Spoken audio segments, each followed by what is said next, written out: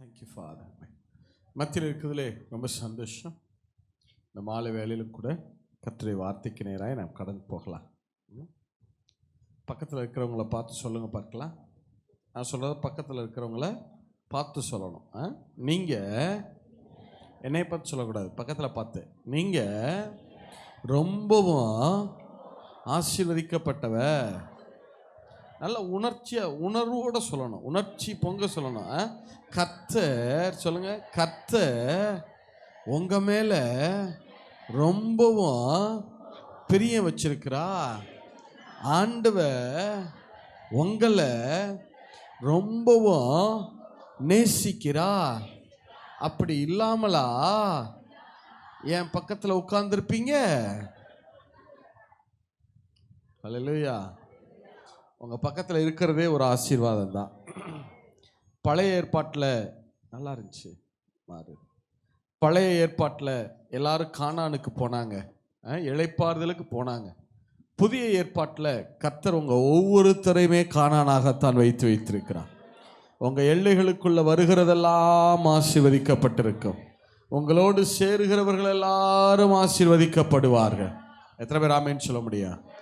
சரி, காலையில் ஒரு காரியத்தை தியானித்தோம். என்ன நிறைய என்ன பாஷையில் பேசணும்? சத்தமாக சொல்லுங்க. நம்ம வாழ்வு ஜீவனுள்ளதாக இருக்கணும்னா என்ன பாஷையில் பேசணும்? வருகைக்கு ஆயத்தமாக இருக்கணும்னா என்ன பாஷையில் பேசணும்? கர்த்தரால் வல்லமையாக பயன்படுத்தப்படணும்னா என்ன பாஷையில் பேசணும்? சரி, இப்போ இந்த மாலை வேளையிலும் கூட இன்னொரு காரியம். யாக்கோபு புஸ்தகம் 1ஆம் அதிகாரம் 26வது வாக்கியம். யாக்கோபு புஸ்தகம் 1ஆம் அதிகாரம் 26வது வசனம். James chapter 1 verse 26. உங்களில் ஒருவன் தன் நாவை அடக்காமல் தன் இருதயத்தை வஞ்சித்து தன்னை தேவ பக்தி உள்ளவன் என்று எண்ணினால் அவனுடைய தேவ பக்தி வீணாயிருக்கும். எல்லாரும் சேர்ந்து வாசிக்கலாமா? பக்கம் சொல்லுங்க. புதிய ஏற்பாட்டில் 313வது பக்கம் எடுத்துட்டீங்களா? எங்க எல்லாரும் சேர்ந்து வாசிக்கலாமா? வாசிங்க பார்க்கலாம். உங்களில் ஒருவன் தன் நாவை அடக்காமல் தன் இருதயத்தை வஞ்சித்து தன்னை தேவ பக்தி உள்ளவன் என்று எண்ணினால் அவனுடைய தேவ பக்தி வீணாயிருக்கும். ஒருவன் தன் நாவை அடக்காமல், ஒரு விசுவாசி தன் நாவை அடக்கல, தனக்கு தோணுவதையெல்லாம் பேசுகிறோம், நெகட்டிவாக பேசுகிறோம், எதிர்மறையாகவே பேசுகிறோம். நம்முடைய நாவை நம்ம கண்ட்ரோல் பண்ணுறதில்ல, குறை சொல்கிறதில்ல, குற்றம் சாட்டுவதில், மற்றவர்களுடைய பர்சனலை பேசுகிறதில், எதிர்மறையாக பேசுகிறது காரியங்களில் நடக்காது, கிடைக்காது, முடியாது, வைக்காது, வாய்க்காது, விளங்காது, எல்லாவற்றையும் நெகட்டிவாக பேசுறதுல தன் நாவை அடக்காமல் தன்னை தேவ பக்தி உள்ளவன் என்று எண்ணினால் அவன் தேவ பக்தி என்னவாக இருக்குமா? சத்தமா சொல்லுங்க, வீணாயிருக்கு. நம்ம என்ன நினைக்கிறோம்னா, நம்ம நிறைய விஷயங்கள்ல நம்ம கவனம் வைக்கிறோம். எதுலலாம்? நிறைய ஜெபிக்கிறோம், நிறைய வேதம் வாசிக்கிறோம், நிறைய ஊழியம் செய்கிறோம், எல்லாமே சரி இல்லை?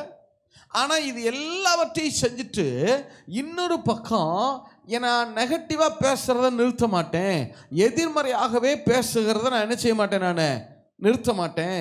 வளன்னு என்ன செய்யறது? கடந்த கால கதைகளையும் பெருமையான பேச்சுகளையும் இதெல்லாம் பேசுகிறத நான் என்ன செய்ய மாட்டேன், நிறுத்த மாட்டேன். ஆனால் என்ன போல தேவ பக்தி உள்ளவன் இல்லை ஆக்கும் இல்லை? வசனம் சொல்லுது, நீங்க எல்லாவற்றையும் செஞ்சுட்டு உங்க நாவை அடக்காம விட்டீங்கன்னா இந்த பெருமையான பேச்சுக்களை பேசுறத, குறை சொல்லுகிறத, எதிர்மறையாக பேசுகிறத, கட்டுப்பாடு இல்லாம பேசுறது, என்னெல்லாம் பேசணும்னு தோணுதோ அது எதையுமே என்ன செய்யறது கிடையாது, கட்டுப்படுத்துறது கிடையாது. அது எல்லாவற்றையும் என்ன செஞ்சிருது, ஓப்பனா பேசுறது, எல்லாவற்றையும் என்ன செஞ்சிருது, பேசுறது. ஆனா நான் என்ன உள்ள ஆளு, தேவ பக்தி உள்ளவன் என்று எண்ணினால் அவனுடைய தேவ பக்தி என்னவாக இருக்குமா? அந்த மத்தியான வேளையில உங்களுக்கு ஒரு அழைப்பு கொடுக்குறேன். ஏன்னா நமக்கு எப்போதுமே என்னன்னா, நமக்குன்னு ஒரு சர்க்கிள் வச்சிருப்போம் பாருங்க. அதாவது விசுவாச குடும்பத்தார்கிட்ட பேசும்போது அப்படி பேசுறது இல்லை, சபைக்கு வந்தா பேசும்போது நம்ம அப்படி பேசுறது கிடையாது. அங்கெல்லாம் நல்லா பேசுவோம், சூப்பரா பேசுவோம், சோத்திரம் brother, hallelujah brother, praise God brother, ரொம்ப நல்லா பேசுவோம். நான் இதை பற்றி பேச வரல. உங்களுடைய பர்சனலில் உங்கள் ஃபோன் கான்டாக்ட்ஸ்லாம் இருக்கும் இல்லையா, அதில் நீங்கள் அதிகமாக யாருக்கு பேசுகிறீங்கன்றதை எடுத்து நீங்கள் பாருங்களேன். உங்களுக்குன்னு சில நண்பர்கள் வச்சுருப்போம்ல, நமக்குன்னு சில நண்பர்கள் வச்சுருப்போம்ல, நமக்குன்னு சில விசுவாசிகளை வச்சுருப்போம்ல, அவங்ககிட்ட பேச ஆரம்பிச்சுட்டா மட்டும் எல்லாத்தையும் குறை சொல்றது, எல்லாத்தையும் எதிர்மறையா பேசுறது, எல்லாத்தையும் என்ன செய்யறது, கொட்டி தீக்கு. அதுக்குன்னு ஒரு 2 பேரை வச்சிருப்பான் பாருங்க. நான் சொல்றது அந்த பேச்சை தான் சொல்றேன். இது ஊழியக்காரருக்கு தெரியாது, எல்லா விசுவாசிகளுக்கும் தெரியாது. அந்த குறிப்பிட்ட ஒரு நபர்கிட்ட நீங்க பேசும்போது, ஒரு நண்பர் வச்சிருப்பீங்க, அவர் ரட்சிக்கப்பட்டவராக இருக்கலாம், ரட்சிக்கப்படாதவராக இருக்கலாம். அவருக்கு மட்டும் ஃபோன் பண்ணும்போது, பிரதர் என்ன விஷயம் கேள்விப்பட்டீங்களா, நான் குறையா சொல்லல பிரதர், ஆனால் பார்த்துக்குங்க அப்படின்னு சொல்லிட்டே குறை சொல்றது. எப்படி குறை சொல்லலைன்னு சொல்லிட்டே என்ன சொல்றது, குறை சொல்றது. சிஸ்டர் என்ன இந்த வாரம் பார்த்தீங்களா, கேட்டீங்களா, என்ன நிலவரம் பார்த்தீங்களா, பேசுறோமா? வசனம் சொல்லுது, நீங்க எதை அடக்கிறது இல்லை, நாம அடக்கிறது இல்லை, ஆனா உங்களை நீங்க என்னன்னு எண்ணிக்கிறீங்க, தேவ பக்தி உள்ளவன் அப்படின்னு என்ன பண்ணிக்கிறீங்க. நீங்க சொல்லலாம், பிரதர் நான்லாம் பெரிய பிரேயர் வாரியர் ஆக்கும், ஜப வீரன், ஜப வீராங்கனை, நான்லாம் முழங்கால முடக்கணும்னா என்ன ஆகும் தெரியுமா. இன்னொருத்தர், பிரதர் அவங்களாவது பிரேயர் வாரியர், ஜப வீராங்கனை, நான்லாம் யார் தெரியுமா, நான் பிரேயர்ல கேப்டன் மாதிரி பிரதர், நான்லாம் 24 மணி நேரம் ஜெபிச்சேன்னா எப்படி இருக்கும் தெரியுமா, அந்த காலத்தில் நாங்கள்லாம் பிரதர். இன்னொருத்தர், பிரதர் அவங்களாவது பிரேயர் வாரியர், பிரேயர் கேப்டன், நான்லாம் பிரேயரில் மேஜர் ஜெனரல் பிரதர். நீங்கள் வாரியர் இல்லை, கேப்டன் இல்லை, மேஜர் ஜெனரல் இல்லை, பிரேயர் ஆர்மிக்கே நீங்கள் தளபதியாகவே வேணாலும் இருங்க, ஆர்மி ஜெனரலாகவே வேணாலும் இருங்க. நம்ம நாவை கட்டுப்படுத்தலைன்னா அந்த தேவ பக்தி வீணா இருக்கும். இல்ல அந்நிய பாஷையும் சேர்த்தான் சொல்றேன். ஒரு பக்கம் நான் நிறைய அந்நிய பாஷையில பேசுறேன் பிரதர், ஆனா ஏன் வல்லமை வெளிப்பட மாட்டேங்குது, வார்த்தையை நிறைய தியானிக்கிறேன் பிரதர், ஏன் வல்லமை வெளிப்பட மாட்டேங்குதுன்னா பிரச்சனை எங்க இருக்கு, எதை அடக்கிறது இல்ல, நாவை அடக்கிறது இல்ல, நாவை அடக்கிறது இல்ல. அதுக்குன்னு சில நண்பர்களை வச்சிருப்போம் பாருங்க. நம்ம பேசாம இருந்தா கூட அவங்க ஒரு குறைய, ஒரு காரியத்தை பேச ஆரம்பிக்கிறாங்க. ஒரு ஊழியரையோ சக விசுவாசியையோ அல்லது அரசியல்வாதிகளை, தேசத்தை ஆளுகிறவர்களை ஏதோ ஒரு ரீதியில அவங்க குறை பேச ஆரம்பிச்சுட்டாங்கன்னு வச்சுக்கிறீங்க. நம்மள என்ன செய்யறது, சேர்ந்து உட்கார்ந்து என்ன பண்ணிடுறது இல்ல. ஒருவன் தன் நாவை அடக்காமல் தன்னை தேவ பக்தி உள்ளவன் என்று எண்ணிக்கொண்டான், அவன் தன் இருதயத்தை வஞ்சிக்கிறான், அவன் தேவ பக்தி வீணாயிருக்கு. இப்போ உங்களுக்கு தெரியுதா ஏன் பிரதர் என்னுடைய வாழ்க்கையில் என்னால் முடிஞ்ச மட்டும் ஜெபிக்கிறேன் பிரதர், என்னால் முடிந்த மட்டும் வேத வாசிக்கிறேன் பிரதர், என்னால் முடிந்த மட்டும் ஊழியம் செய்கிறேன், கொடுக்குறேன், பரிசுத்தமாக இருக்கிறேன், எல்லாமே நல்லா தான் பிரதர் இருக்குது. ஆனால் ஊழியம் மட்டும் அடுத்த கட்டத்துக்கு போக மாட்டேங்குது, என்னுடைய குடும்பம் அடுத்த கட்டத்துக்கு போக மாட்டேங்குது, என் தொழில் வளர மாட்டேங்குது, கடனை அடைய மாட்டேங்குது. எங்கே தான் பிரச்சனை, என்னதான் பிரச்சனை, எதுதான் பிரச்சனை, வாய் தான் பிரச்சனை, வாய் தான் பிரச்சனை இல்ல. வேதம் சொல்லுது, தனாவை அடக்க ஒரு மனுஷனாலும் கூடாது, அப்படிதான் சொல்லுது வேதமே சொல்லுகிறது. தனாவை அடக்க ஒரு மனுஷனாலும் கூடாது, அது அடங்காத பொல்லாங்குள்ளதா இருக்கிறது. ஆனா இந்த வருஷத்தின் துவக்கத்துல இப்ப 10, 17, 18 நாள் தான் ஆயிருக்கு. இன்னும் 345 நாளுக்கு மேல இருக்கு. நீங்க ஆண்டவர்கிட்ட கேளுங்க, ஆண்டவரே என் வாய்க்கு காவல் வையும். இந்த வருஷத்துல நீங்க எதை சரி செய்றீங்களோ சரி செய்யலையோ, எதை சரி செய்யணும்? நாவை சரி செய்யணும். இல்ல, எதை சரி பண்றோமோ இல்லையோ, நாவுல வார்த்தைகளை பேசுகிறத சரி செய்யணும். ஏன்? இதை சரி செய்யாம எதுவுமே சரியாகாது. எதுவுமே சரியாகாது. சில பேர் எப்படி தெரியுமா?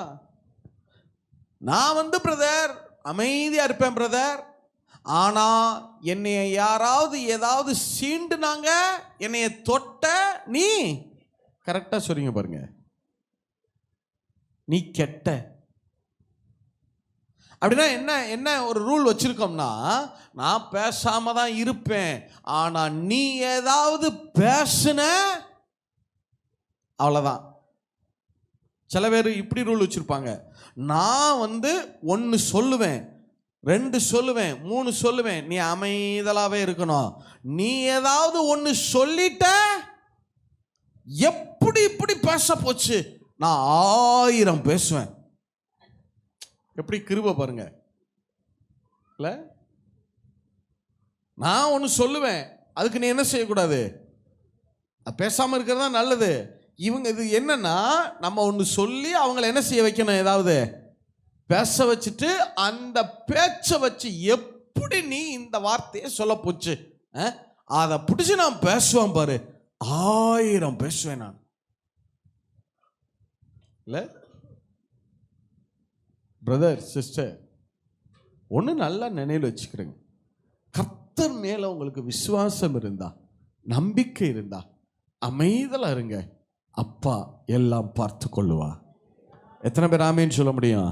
நீங்கள் அமர்ந்திருந்து, நானே இன்னொரு மொழிபெயர்ப்பில் இருக்கு, நீங்கள் சண்டையிடுவதை நிறுத்தி அமைதியாயிருந்து நானே தேவன் என்பதை அறிந்து கொள்ளுங்கள்.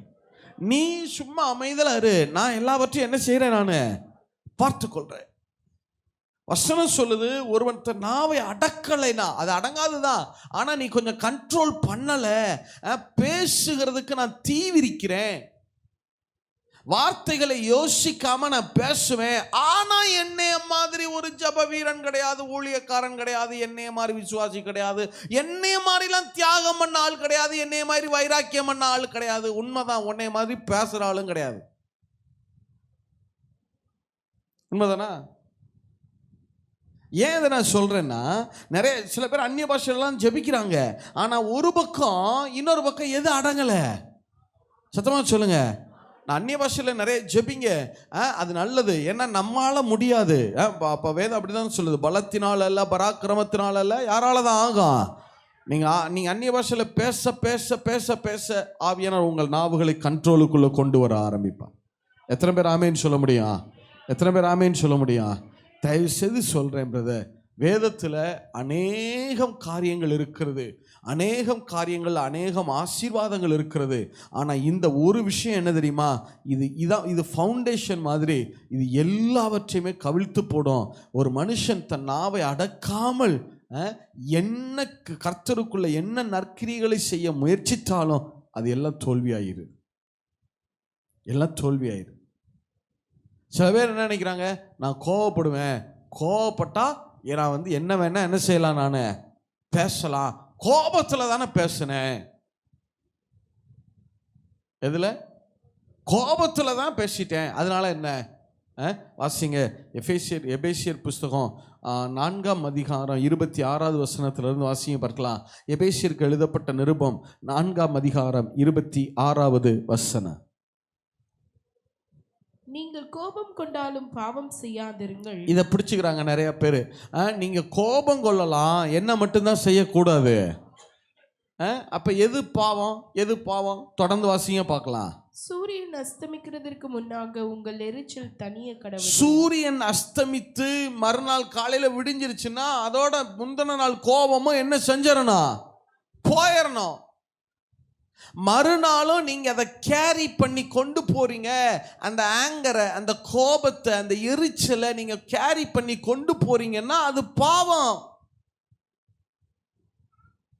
மறுநாள் காலையிலையும் உருன்னு திரியறன்னு வச்சுக்க, அது பாவம்.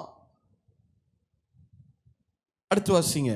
பிசாசுக்கு இடம் கொடாமலும் இருங்கள். நல்லா கவனிங்க. நீங்க என்ன நினைச்சிட்டு இருக்கோம், நம்ம பிசாசு வந்துருவான் பிரதர். எப்படி வந்துருவான்? கொஞ்சம் ஜெபம் பண்ணாம விட்டுட்டேன்னா அப்படியே உள்ள நுழைஞ்சிருவான் பிரதர். அப்புறமா கொஞ்சம் பைபிள் படிக்கலைன்னா உள்ள நுழைஞ்சிருவான் பிரதர். அப்புறம் பிரதர் ஒரு பாவம் ஏதாவது செஞ்சு வச்சு பிரதர் அப்படியே உள்ள நுழைஞ்சிருவான் பிரதர். பிரதர் சிஸ்டர், சாத்தான் இது மூலமாலாம் வர்றதில்ல. வேதம் தெளிவா சொல்லுது, கோபப்படாத, பிசாசுக்கு இடம் கொடுக்காத. அப்ப இதெல்லாம் பைபிள் படிக்காம இருக்கிறது, ஜெபம் பண்ணாம இருக்கிறது, பாவம் செய்யறது, இதெல்லாம் சாத்தான் வந்த பின்னாடி நடக்கிறது. இதெல்லாம் பாவத்தின் கிரியைகள், பாவத்தின் விளைவுகள். அப்ப சாத்தான் எப்படி வர்றான்? எப்பெல்லாம் நம்ம கோவப்படுறோமோ, கோவப்பட்டு பேசுறோமோ, அப்பொழுதெல்லாம் யாருக்கு இடம் கொடுக்கிறோமா? பிசாசுக்கு இடம் கொடுக்கிறோம். இல்ல? அடுத்து வாசிங்க. திருடுகிறவன் இனி திருடாமல் குறைச்சொல் உள்ளவனுக்கு கொடுக்கத்தக்கதாக தனக்கு உண்டாயிருக்கும்படி தன் கைகளினால் நலமான வேலை செய்து பிரயாசப்பட கடவன். கெட்ட வார்த்தை ஒன்று. அப்படின்னா என்ன அர்த்தம்? அவன் வேலையை அவன் பாரு. திருடுகிறவன் இனி திருடாமல் அப்படின்னா என்ன அர்த்தம்னா, உன் வேலையை உழைச்சு நீ உழைக்கணுங்கிறதுல கவனமா இரு. மற்றவனை நீ அதை மற்றவன் உழைச்சு வச்சிருப்பான்ல, என்ன நீ அதை சரியா செய்யல, இதை சரியா செய்யல, இது இல்லை அது இல்லை, அது நொட்ட இது நொட்ட. அடுத்தவனுடைய உழைப்பை குறித்து நீ யோசிக்காத, அடுத்தவன் செய்ய வேண்டிய காரியங்களை குறித்து யோசிக்காத. உன் வேலையே நிறைய பெண்டிங்ல கிடக்கு. அவர் என்ன சொல்ல வர்றாரு? Mind your own business. உன் வேலையை பாரு. உன்னுடைய எல்லைகளை நிறைய விஷயம் என்ன செய்யாம இருக்கு, சரி பண்ணாம இருக்கு. நீங்க ரூம்ல போய் பாருங்க, உங்க ட்ரெஸ்ஸே அலங்கோலமா கிடக்கு. அதை இன்னும் துணி துவைச்சு மடிச்சு வைக்கல. உங்க பொருட்கள் எல்லாம் அலங்கோலமா கிடக்கு. உங்களுடைய செல்ஃபை பாருங்க, அவ்வளவு குப்பையா கிடக்கு. அதை சரி பண்ணல. நீங்க எழுதி வைக்க வேண்டிய கணக்கு வழக்குகள் இருக்கு, நீங்க சரி பண்ண வேண்டிய காரியங்கள் இருக்கு. உங்க ஜெபம், உங்க வேத வாசிப்பு, உங்களுடைய ஊழியம், உங்களுடைய உழைப்புக்கு அடுத்த காரியங்கள், உங்களை இன்னும் அடுத்த கட்டத்துக்கு கொண்டு போக தகுதிப்படுத்திக்கிறது, உங்களை தயார் பண்ணிக்கிற விஷயங்கள், உங்களுடைய அடுத்த கட்டத்துக்கான காரியம், எவ்வளவோ காரியங்கள் இருக்கிறது. உன் விஷயத்தையே ஒழுங்கா பார்க்கல.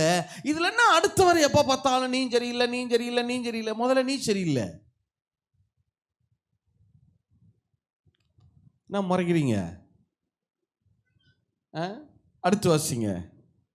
கெட்ட வார்த்தை ஒன்றும் உங்கள் வாயிலிருந்து புறப்பட வேண்டாம். கெட்ட வார்த்தைனா நம்ம என்ன நினைக்கிறோம்னா, மாரலி பேர்ட் வேர்ட்ஸ் கிடையாது. தீய காரியத்தை பேசாத. அடுத்து, பக்தி விருத்திக்கு ஏதுவான நல்ல வார்த்தை உண்டானால் அதையே கேட்கிறவர்களுக்கு பிரயோஜனம் உண்டாகும்படி பேசுங்கள். நல்ல வார்த்தை இருந்தா அதை மட்டும் பேசுங்க. அன்றியும் நீங்கள் மீட்கப்படும் நாளுக்கென்று முத்திரையாக பெற்ற தேவனுடைய பரிசுத்த ஆவியை துக்கப்படுத்தாதிருங்கள். என்ன படுத்தாதீங்க? துக்கப்படுத்தாதீங்க. இது கொஞ்சம் நமக்கு புரியல இல்ல? இன்னொரு மொழிபெயர்ப்பில் வாசிக்கலாம். இதே வசனத்தை தமிழ் ERV-ல வாசிங்களேன். தமிழ் ERV-ல வாசிங்க.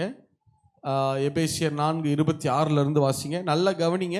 அவங்க வாசிக்கிறது கொஞ்சம் அவங்க வாசிக்கிறது நீங்கள் திரும்ப திரும்ப சொல்கிறீங்களா? ரிப்பீட், நிறுத்தி வாசிங்க. நீங்கள் ரிப்பீட் பண்ணுங்க. மத்தியான நேரம் நீங்கள் நல்லா பேசணும். பேசுங்க, வாசிங்க பார்க்கலாம். உங்கள் கோபம், சொல்லுங்க, சத்தமாக சொல்லணும். உங்கள் கோபம் உங்களை பாவம் செய்ய கொண்டு செல்லும் அளவு, உங்களை பாவம் செய்ய கொண்டு செல்லும் அளவு அனுமதிக்காதீர்கள். நாள் முழுவதும் கோபம் உடையவர்களாக இருக்காதீர்கள். உங்களை வீழ்த்துவதற்கு உரிய வழியை பிசாசுக்கு கொடுக்க வேண்டாம். தமிழ்லையாவது பிசாசுக்கு இடம் கொடுக்காதீங்கன்னு இருக்கு. இன்னொரு மொழிபெயர்ப்பில் இருக்கு, உங்களை வீழ்த்துவதற்கு உரிய வழியை பிசாசுக்கு கொடுக்க வேண்டாம். பிரதர், இதை எப்ப சொல்றாருன்னு தெரியுமா? வேற எந்த பாவத்தை குறித்து எழுதும் போது இதை எழுதல. பிசாசுக்கு இடம் கொடுக்காதீங்க, உங்களை வீழ்த்துவதற்கு உரிய வழியை பிசாசுக்கு கொடுக்க வேண்டாம்னு சொல்லி எதை குறித்து எழுதும்போது எழுதுறார் தெரியுமா? கோபத்தை குறித்து எழுதும்போது தான் சொல்றாரு.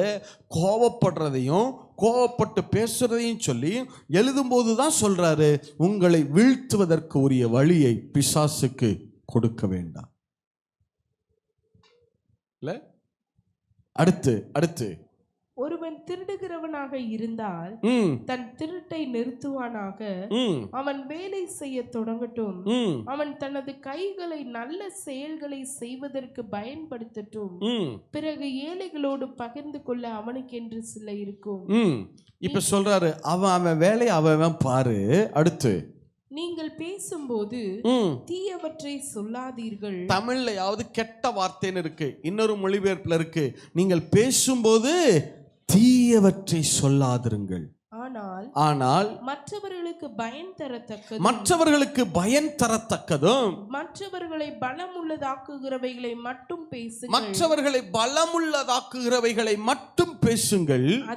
அதனால் உங்கள் பேச்சை கேட்பவர்களுக்கு உங்கள் பேச்சு ஆசீர்வாதங்களை கொண்டு வரும். பரிசுத்த ஆவியானவரை சோகப்படுத்தாதீர்கள். தமிழ்லயாவது துக்கப்படுத்தாதீங்கன்னு இருக்கு, இன்னொரு மொழிபெயர்ப்புல இருக்கு, பரிசுத்த ஆவியானவரை என்ன படுத்தாதீங்க, சோகமாக்காதீங்க.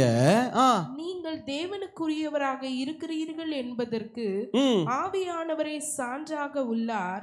தேவன் உங்களுக்கு சரியான நேரத்தில் விடுதலை தருவார் என்பதை காட்டவே தேவன் பரிசுத்த ஆவியானவரை உங்களுக்கு தந்துள்ளார். நீ ஏன் இவ்வளவு பேசுற? நான் உனக்கு சரியான நேரத்தில் விடுதலை தருவனே, சரியான நேரத்தில் இந்த காரியத்தை நான் செஞ்சு தர மாட்டேனா? நீ ஏன் இவ்வளவு கோவப்படுற, ஏன் இவ்வளவு பேசுற? இந்த கோர்வையை நல்லா கவனிங்க, இந்த ஆர்டரை நல்லா கவனிச்சு பாருங்க. முதல்ல சொல்றாரு, பிசாசுக்கு என்ன, நீங்க கோவப்படாதீங்கன்னாரு. ஏன்னா கோவப்பட்டு யாருக்கு இடம் கொடுக்காதீங்க, பிசாசுக்கு இடம் கொடுக்காதீங்க. அடுத்து சொல்றாரு, அவன் வேலையை பாரு. அடுத்து சொல்றாரு, நீங்க கோவப்பட்டு தீய காரியங்களை பேச ஆரம்பிச்சீங்கன்னா யாரை துக்கப்படுத்துறீங்க? பரிசுத்த ஆவியானவரை துக்கப்படுத்தும். நல்ல கவனிங்க, இந்த கோர்வையை நல்ல கவனிங்க.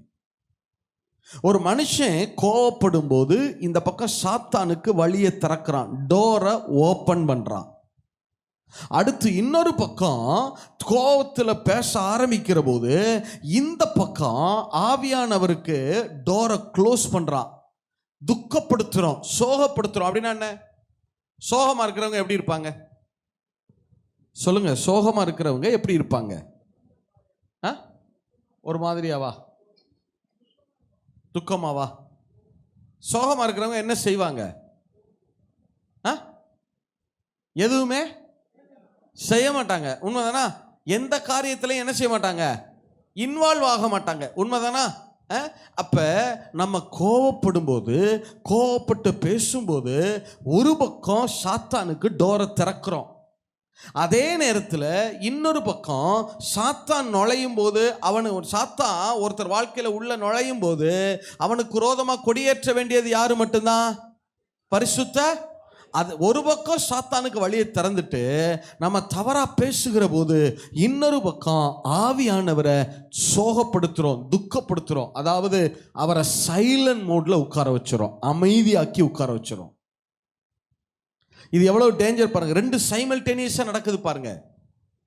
இந்த பக்கம் சாத்தானுக்கு வழியை திறந்து விடுறோம், அதே நேரம் அவனுக்கு விரோதமா கொடியேற்ற வேண்டிய ஆவியானவரை எந்த செயல்பாடும் செய்ய விடாம, அவனுக்கு விரோதமா எந்த கொடியும் ஏற்ற விடாம அவரை என்ன ஆக்கி விட்டுறோம்? நம்ம அமைதலா செயலிழந்த நிலைமையில உட்கார வைக்கிறோம். அவர் செயல்பட நம்ம விடுகிறது இல்லை. சில வீடுகள் எல்லாம் பாருங்களேன், சில வீடுகளில் எப்போவாவது சண்டை இருக்கும். அதே நான் சரின்னு சொல்லலை, ஒரு 2 மாதம் 3 மாதத்துக்கு ஒரு தடவை ஏதோ ஒரு தருணத்தில். எப்போ சில வீடுகள்லாம் பார்த்துருக்கீங்களா, 3 நாளைக்கு ஒரு தடவை என்ன இருந்துகிட்டே இருக்கும்? சத்தம் இருந்துகிட்டே இருக்கும். அது சண்டைன்னே அவங்களுக்கு தெரியாது. அதான் பிரச்சனையே. நம்ம கோவப்படுறோம், நம்ம எரிச்சலா இருக்கிறோம், இதுக்கு பேர் தான் சண்டைங்கிற. ஏன்னா சண்டை போட்டு போட்டு என்னவே இல்லாம போச்சு, இப்ப உணர்வே இல்லை.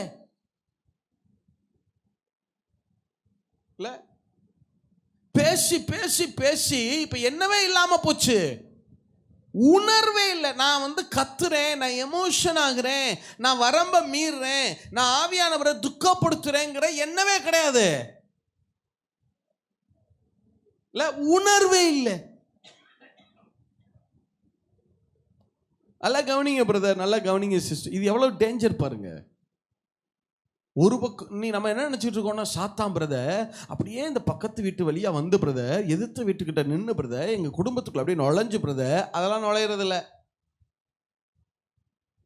எப்பெல்லாம் நீங்க நம்ம கோவப்படுறோமோ, கோவப்பட்டு கத்த ஆரம்பிக்கிறோமோ, பேச ஆரம்பிக்கிறோமோ, அப்பொழுது நீங்க நல்ல நினைவில் வச்சுக்கோங்க, உங்க பின்னாடி இருந்து அவனுக்கு டோர் ஓப்பன் ஆகிட்டே இருக்குன்னு அர்த்தம். அதே நேரம் உங்க பக்கத்தில் இருக்கிற ஆவியானவருக்கு டோரை என்ன பண்றோம்னு அர்த்தம், க்ளோஸ். அவர் செயல்பட விடாம, அவர் உங்களை விட்டு வெளியே போறதில்லை. உங்களுக்குள்ளதான் இருக்கிறார் ஆவியானவர். உங்களுக்குள்ளே உள்ள ஆவி உங்களுக்குள்ளே வாசம் பண்ணுகிறவர் உங்களுக்குள்ளதான் இருக்கிறாரு.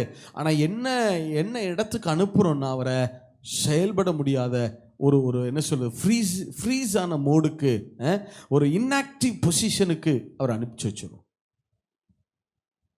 இன்னைக்கு சத்துரு ஏன் நிறைய குடும்பங்கள்ல கோபம் கோபம் கோபம் கோபம், இதுல பெருமை வேற. என்ன, எனக்குள்ளாம் கோபம் வந்துச்சுன்னா தெரியுமா, அப்புறம் நான் மனுஷனாவே இருக்க மாட்டேன். இப்ப மட்டும் சில பேர் சொல்றது, நான்லாம் பிரதர் கோபப்பட்டாலும் கரெக்டா கோபப்படுவேன் பிரதர். கோபமே தப்பு, அதுல என்ன கரெக்டா கோபப்படுற? எங்கேயாவது கோபம் நன்மையான விளைவுகளை பிறப்பித்திருக்கா? ஆண்டவரே உடைய கோபமே இருக்கட்டும், தேவனே கோபப்பட்டா கூட நன்மை நடந்திருக்கா? எங்கேயாவது இப்படி இருக்கா வசனம்? நீ தேவன் அவர்கள் மேல் கோபம் கொண்டு அவர்களை ஆசீர்வதித்தார். அப்படியா இருக்கு? தேவ கோபமே ஆனாலும் விளைவு என்னதான்? நெகட்டிவ் தான், எதிர்மறை தான். இல்ல, எங்கேயாவது பைபிள்ல கோபத்தினால ஆசீர்வாதம் வந்திருக்கா? கோபத்தினால நன்மை வந்திருக்கா? ஆனா நம்ம அதை நியாயப்படுத்துறோம். இல்ல, நம்ம விசுவாசின்னு சொல்றோம். ஆனா விசுவாசத்துல ஒரு காரியத்தை கர்த்தர் செய்வார் என்று காத்திருப்பதற்கு என்ன இல்லை? மனசு இல்லை, பொறுமை இல்லை. பிள்ளைகளுடைய வாழ்க்கையை அவர் சரி பண்ணுவாரு, கணவரை சரி பண்ணுவாரு, மனைவியை சரி பண்ணுவாரு, இந்த சூழ்நிலைகளை மாற்றி காட்டுவாரு. அவர் செய்ய நினைத்தது ஒன்றும் நம்ம அமைதலா இருப்போம். சரியான நேரத்தில் விடுதலை தருவார். இல்ல, நான் கேட்கிறேன், கோபப்பட்டு எல்லா காரியங்களும் மாறிடுச்சா? பதில் சொல்லுங்க. மாறிடுச்சா மாறலையா? ஆண்கள் பதில் சத்தம் வரல. சொல்லுங்க, பதில் சொல்லுங்க. மாறிடுச்சா மாறலையா? மாறல. இல்லை, அப்புறம் என்னத்துக்கு அந்த கோபம்? நம்ம என்ன நினைக்கிறோம்னா, நான் கோபப்பட்டா மட்டும் நான் பேசலாம் பிரதர், என்ன நினைக்கிறோன்னா நான் பேசுவேன் பிரதர். ஆனா நான் தேவ பக்தி உள்ளவன் பிரதர், தேவ ஊழியக்காரன் பிரதர். ஆண்டவர் பிரதர், ஏன் பிரதர் நடக்க மாட்டேங்குது பிரதர்? ரொம்ப நாள் காத்திருக்கேன் பிரதர், ஒரே போராட்டம் பிரதர், என்னன்னே தெரிய மாட்டேங்குது பிரதர். பணம் வர மாட்டேங்குது, தொழில் இருக்க நஷ்டமாயிட்டே போகுது, குடும்பத்தில் ஒரே போராட்டம், சாத்தான் ஒரே போராட்டம் பிரதர். சொல்லுங்க, பிரச்சனை எங்க இருக்கு? பிரச்சனை யார்கிட்ட இருக்கு? நான் நிறைய இடங்களுக்கு ஊழியத்துக்கு போகிறேன் தானே, இங்கே சொல்லலை, சென்னையை சொல்லலை, சில இடங்களில் சொல்கிறேன், வெளியில் சொல்கிறேன். ஒரு சில என்கிட்ட சொல்லுவாங்க, பிரதர் எங்கள் ஊர் பயங்கரமான விக்கிரக கோட்டை பிரதர். சரி, எங்கள் ஊரில் ஆத்துமாக்கள் ரட்சிக்கவே படாது பிரதர், பயங்கர போராட்டம் பிரதர். நான் நினச்சிக்கிடுவேன், இந்த ஊருக்கு சாத்தானே வேணாமியா, நீ ஒரு ஆளே போதும். விக்கிரக கோட்டை இருக்கிறதுனால தானே உன்னை ஊழியத்துக்கு அனுப்பியிருக்கு. விக்கிரகமே இல்லாத இடத்துக்கு ஊழியதுக்கு? எதிர்ப்பே இல்லாமல் ஊழியம் செய்யணும்னா நம்ம செவ்வாய் கிரகத்துக்கு தான் போய் ஊழியம் செய்யணும். ஒரு ரூபாய் அங்கே இருக்க மாட்டான், நம்ம பாட்டுக்கு சுவிசேஷம் சொல்லலாம். இல்லை, என்னத்தையாவது பேசுறது இல்லை. கிளைமேட்ல கொஞ்சம் கோல்டு இருக்கு, உடனே இந்த கிளைமேட்டு பனி பிரதர், பயங்கர டேஞ்சர் பிரதர். அதை விட நீ டேஞ்சரான ஆளு. டக்குன்னு உடனே என்ன வேர்டு வருது? பனி பனி பனின்னு ஒன்று இருந்தால், ஒன்று சல மூக்குன்னு ஒன்று இருந்தால் ஜலதோஷம் என்ன செய்யும்? பிடிக்க தான் செய்யும், போகத்தான் செய்யும். இதில் என்ன இருக்குது? பனி பிரதர், பயங்கர டேஞ்சர். இது என்ன செய்யும் தெரியுமா? நீங்கள் நல்லா கவனிங்க. நீங்கள் கேஷுவலாக பேசுகிறோன்னு நினைக்கிறீங்க. வாசிங்களேன், யாக்கோபு புஸ்தகம் 3ஆம் அதிகாரம் 2 வாசிங்களேன். யாக்கோபு 3:2 வாசிங்க.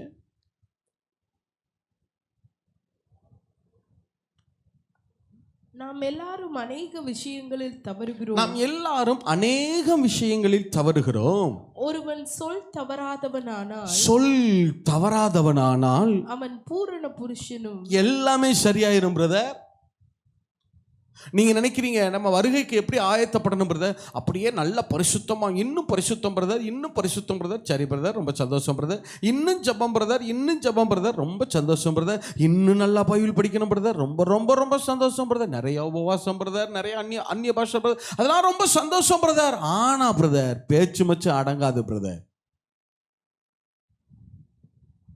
அப்படியா? இது எல்லாமே நல்லா இருக்கும் பிரதர், ஆனா எது மட்டும் அடங்காது? பேச்சு மட்டும் குறைக்க மாட்டேன் பிரதர். ஃபோனை எடுத்தா எனக்குன்னு ஒரு ஆள் இருக்காரு பிரதர், நண்பர் இருக்காரு பிரதர், நாங்கள் 2 பேரும் ரொம்ப க்ளோஸ் பிரதர், எல்லாம் க்ளோஸ் பிரதர். 1.25 மணி நேரம் பேசுவோம் பிரதர், எல்லாத்தையும் பிரதர். ஆதியில் ஆரம்பித்து எங்கள் ட்ரம்ப்பில், அமெரிக்க அதிபர் ட்ரம்ப் செய்கிற தப்பில் ஆரம்பித்து எங்கள் பக்கத்து வீட்டுக்காரர் வரைக்கும் எல்லாம் பேசிட்டு அப்பாடான்னு போன் வைப்போம் பிரதர். ஏன்னா அவர் எனக்கு ரொம்ப க்ளோஸ் பிரதர். எல்லாம் இங்கே க்ளோஸ் பிரதர்.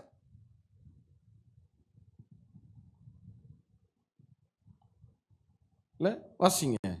சொல் தவறாதவனானால் அவன் பூரண புருஷனும் தன் சரீரம் முழுவதையும் கடிவாளத்தினாலே அடக்கிக் கொள்ள கூடியவனுமாய் இருக்கிறான். பிரதர், உங்களுக்கு ஒரு தெரியுமா? பரிசுத்தமா ஒரு மனுஷன் வாழணும்னா நாவை அடக்காம பரிசுத்தமா வாழவே முடியாது.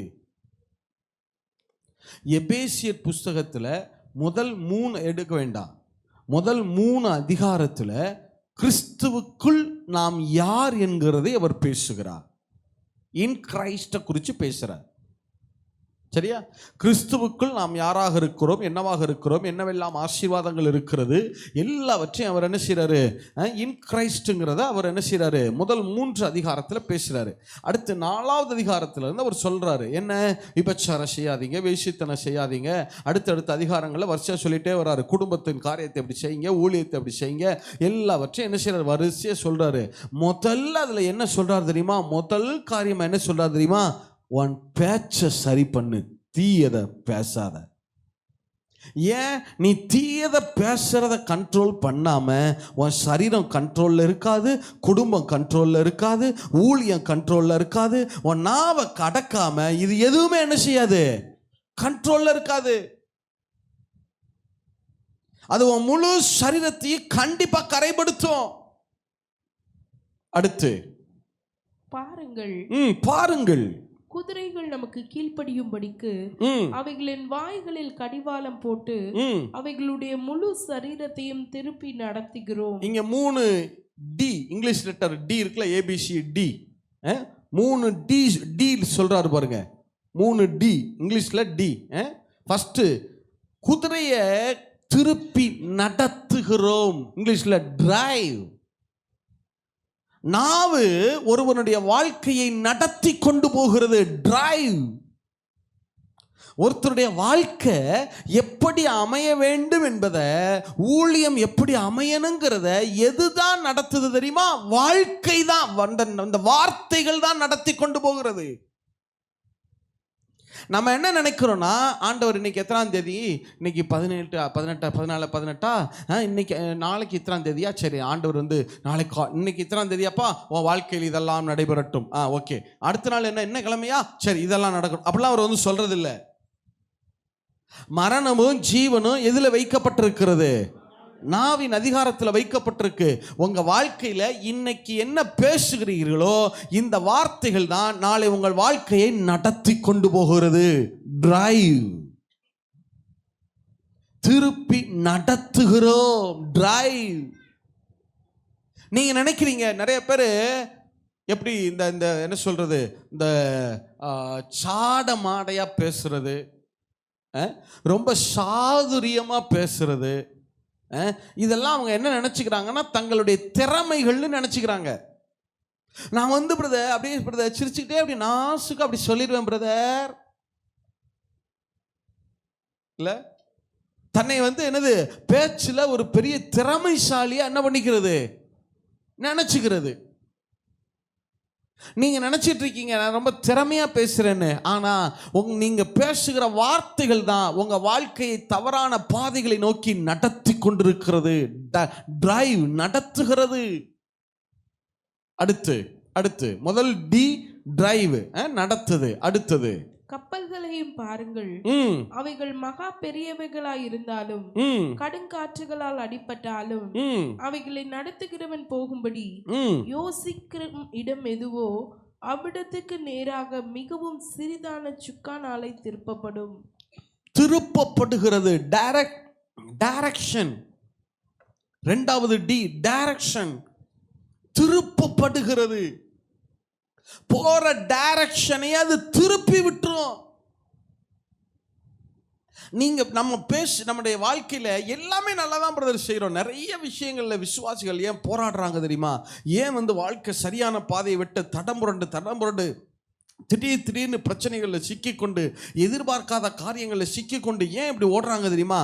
காரணம் என்னன்னா அவங்க பேசுகிற வார்த்தைகள் அவங்க போக வேண்டிய டைரக்ஷனே என்ன பண்ணி விட்டுருது, சேஞ்ச் பண்ணிடுது, மாற்றி விட்டுருது. இல்லை அவங்க ஒரு கப்பல் ஒரு புயல் வந்து கடல்ல ஒரு இடத்துல புயல் இருக்குன்னா மாலுமிகள் என்ன பண்ணுவாங்க, ஒரு 50-100 கிலோமீட்டர்ல சரௌண்டிங்ல புயல் இருக்குன்னா என்ன செய்வாங்க, டக்குன்னு சுக்கானை பிடிச்சி என்ன செய்வாங்க, திருப்பி புயலுக்குள்ள போகாம சுற்றி என்ன செஞ்சிருவாங்க, புயல இருந்து தப்பி போயிடுவாங்க. புயலுக்குள்ள நுழைவதும் புயலை விட்டு தப்பிப்பதும் உங்க நாவல தான் இருக்கு. இல்ல செகண்ட் டி, முதல்ல அது நடத்து. ஃபர்ஸ்ட் டி டிரைவ், நடத்துகிறது. ரெண்டாவது வாழ்க்கையை நடத்துகிறது ஒன்று. ரெண்டாவது வாழ்க்கை போகிற பாதையை திசை மாற்றி விடுகிறது, டைரக்ஷனையை திருப்பி விடுகிறது. அடுத்து மூன்றாவது வாசிங்க. அப்படியே நாவானதும் சிறிய அவயவமாய் இருந்தும் பெருமையானவைகளை பேசும். பாருங்கள், சிறிய நெருப்பு எவ்வளவு பெரிய காட்டை கொளுத்தி விடுகிறது. நாவும் நெருப்பு தான். என்னவா? சத்தமா சொல்லுங்க, என்னவா? அடுத்து வாசிங்க. நாவும் நெருப்பு தான். அது அநீதி நிறைந்த உலகம். நம்முடைய அவயவங்களில் நாவானது முழு சரீரத்தையும் கரைப்படுத்தி ஆயுள் சக்கரத்தை கொளுத்தி விடுகிறதாயும் நரக அக்கினியால் கொளுத்தப்படுகிறதாயும் இருக்கிறது. அக்கினியால் வாழ்க்கை சக்கரத்தை கொளுத்தி விடுகிறது, டெஸ்ட்ராய். அடுத்த டி டெஸ்ட்ராய், அழிக்கிறது. முதல்ல வாழ்க்கையின் பாதையை நடத்துகிறது, டிரைவ். அடுத்தது வாழ்க்கையின் பாதையை என்ன செய்து விட்டு விடுகிறது, திருப்பி விட்டு விடுகிறது, டைரக்ஷன் சேஞ்ச். அடுத்தது வாழ்க்கையை என்ன செய்கிறது, அழிக்கிறது, டெஸ்ட்ராய். இல்ல நம்ம என்ன செஞ்சு பார்க்கிறோம்னா, பிரச்சனைகள் தீர்றதுக்கு இன்னும் கொஞ்சம் கூட ஜெபிச்சு பார்க்கிறோம். ஜெபிப்பது தப்பல்ல, நல்லது, சந்தோஷம். வேத வாசிக்கிறது நல்லது, சந்தோஷம், மற்ற எல்லாம் சந்தோஷம். ஆனா பிரச்சனை சரியாக மாட்டேங்குது. காரணம் என்னன்னா, எது சரியில்லை, நாவு சரியில்லை, பேசுகிற வார்த்தைகள் சரியில்லை. இந்த வருஷம் ஆண்டவர்கிட்ட கேளுங்க, என் வாய்க்கு காவல் வைங்க ஆண்டவரே, என் வாய்க்கு காவல் வைங்கப்பா. இல்ல சங்கீதம் 141 தான், 141:3 இதை சொல்லிடுறேன். என் வாய்க்கு, சரி இதை முடிச்சிடறேன். நாவானது பெருமையானவைகளை பேசுதான். சொல்லுங்க, எதை பேசுதான்? சத்தமா சொல்லுங்க, தயவு செய்து சொல்றேன். உங்க வாழ்க்கையினுடைய காரியத்தில் ஆசீர்வாதங்கள் வந்தா அமைதலா இருங்க. என்ன வந்தா? கார் வாங்குறீங்களா, அமைதியா இருங்க. வீடு வாங்குறீங்களா, ரொம்ப அமைதியா இருங்க. சொத்து வாங்குறீங்களா, என்னவா இருங்க? காரு வாங்கின கையோட உடனே என்ன செய்யறது, ஒரு செல்ஃபியை எடுத்து ஃபோட்டோவை எடுத்து எதில் போட்டு விடுறது? ஸ்டேட்டஸ்லையும் வாட்ஸ்அப்லையும் ஃபேஸ்புக்லையும் போட்டால் தான் நிறையா பேருக்கு தூக்கமே வரும். நான் சொல்லட்டுமா, இதெல்லாம் எதை உண்டு பண்ண தெரியுமா? உங்கள் வாழ்க்கையில் வன் கண்களையும் எரிச்சல்களையும் பொறாமைகளையும் உங்கள் வாழ்க்கைக்குள்ளே கொண்டு வரும். எல்லா மனிதர்களுமே நீங்கள் ஆசீர்வதிக்கப்படுவதை எல்லாரும் சந்தோஷமாக ஏற்க மாட்டார்கள். எல்லாருடைய ஸ்மைலும் உண்மையானது அல்ல. நீங்கள் நினைவில் வச்சுக்கிறீங்க. அவன் வெளியே சிரிக்கலாம், ஆனால் வெளியே உங்கள்கிட்ட நடிக்கிறான். ஆனால் அவன் இருதயத்தில் என்ன இருக்கிறது? நீங்கள் கார் வாங்கினது குறித்து என்ன வருது? ஒரு காய்மாகாரம், ஒரு பொறாமை, ஒரு எரிச்சல், ஒரு வன்கண். நீங்களா இப்போ எதுக்கு இதையெல்லாம் உங்கள் வாழ்க்கைக்குள்ளே இழுத்து போட்டு வச்சுக்கிறீங்க? இல்லை கேட்டா, ஆண்டவர் பிரதர், தோற்றம் பிரதர், எனக்கு கார் தந்தார் பிரதர், தேவனுக்கு க்ளோரி காட் பிரதர், கார் தந்தார்ல. ஆமாம், அதை கடனுக்கு தானே வாங்கியிருக்க. அதையும் ஃபேஸ்புக்கில் சேர்த்து போடணுமா வேணாமா? 20 லட்சம் ரூபாய்க்கு கார் தந்தார், அதில் 18 லட்சம் ரூபாய் லோன் எடுத்திருக்கிறேன், போடணுமா வேணாமா? அதில் என்ன பெருமை? நான் சொல்லட்டுமா, நான் என்னுடைய லைஃப்ல அனுபவப்பட்டதை சொல்கிறேன், மற்றவர்கள்ட்ட நான் பார்த்ததையும் சொல்கிறேன். எதையெல்லாம் ஒரு மனுஷன் பெருமையாய் மற்றவர்களிடத்தில் சொல்லிக் கொள்ளுகிறானோ அந்த காரியங்கள் எல்லாம் கொஞ்ச நாட்களில் பாதிக்கப்படுகிறது. பிள்ளைகளை குறித்து, என் பிள்ளைங்க மாறி முடியுமா, அப்படி நல்லா படிக்கிறாங்களா, சந்தோஷம், அமைதியில் இருங்க. கர்த்தருக்கு மனமாற நன்றி சொல்லிட்டு அமைதியில் இருந்துருங்க. என் பிள்ளைங்க மாறி முடியுமா, அச்சாம் போச்சாம், அது வாக்கும், என் பிள்ளைங்க அப்படி கேரக்டர் இப்படி கேரக்டர், அது வாக்கும் இது சொல்லாதீங்க. இல்ல, அது வீண் பெருமை. இல்ல, சில பேர் பத்திரிக்கையிலா, நாங்கள்லாம் பிரதர், எங்கள் தலைமுறைலாம் நாங்கள்லாம் வீட்டில் ஜமீன் பிரதர், எங்கள் வீடு தான் பெரிய வீடு பிரதர், எங்கள் ஊரில் பிரதர் நாங்கள் அப்படி வாழ்ந்தமாக்கோம் இப்படி வாழ்ந்தமாக்கோம். ஜீவனத்தின் பெருமை. ஜீவனத்தினா என்ன? வாழ்வை குறித்த ஒரு பெருமை. என்ன, என் புள்ள அமெரிக்காவில் இருக்கிறான், அங்கே போய் பார்த்தா தான் தெரியும், அவன் அமெரிக்காவில் ஹோட்டலில் தொடச்சிக்கிட்டு இருப்பான். ஆனால் என்ன சொல்கிறது, என் புள்ள அமெரிக்காவில் இருக்கான் பிரதர், இருக்கான சந்தோஷம், அமைதியாக இருக்கட்டும். உங்களுடைய வாழ்க்கையில் கர்த்தர் தந்திருக்கிற ஆசீர்வாதங்களை, அந்த வாழ்க்கையை குறித்த பெருமை, அதான் ஜீவனத்தின் பெருமை. இல்லை, கர்நாடகா பைபிள் இருக்குல்ல, கர்நாடகாவில் கர்நாடக பைபிள் ஜீவனத்தின் பெருமை என்ன சொல்லியிருப்பாங்கன்னா, பதுக்கு பாலின டம்பா அப்படின்னு சொல்லுவாங்க. என்னது சொல்லுங்க? பதுக்கு, சத்தமா சொல்லுங்க, பதுக்கு பாலின டம்பா. நான் யாராவது திட்டணும்னா இப்படி திட்டுறது, பதுக்கு பாலின டம்பா.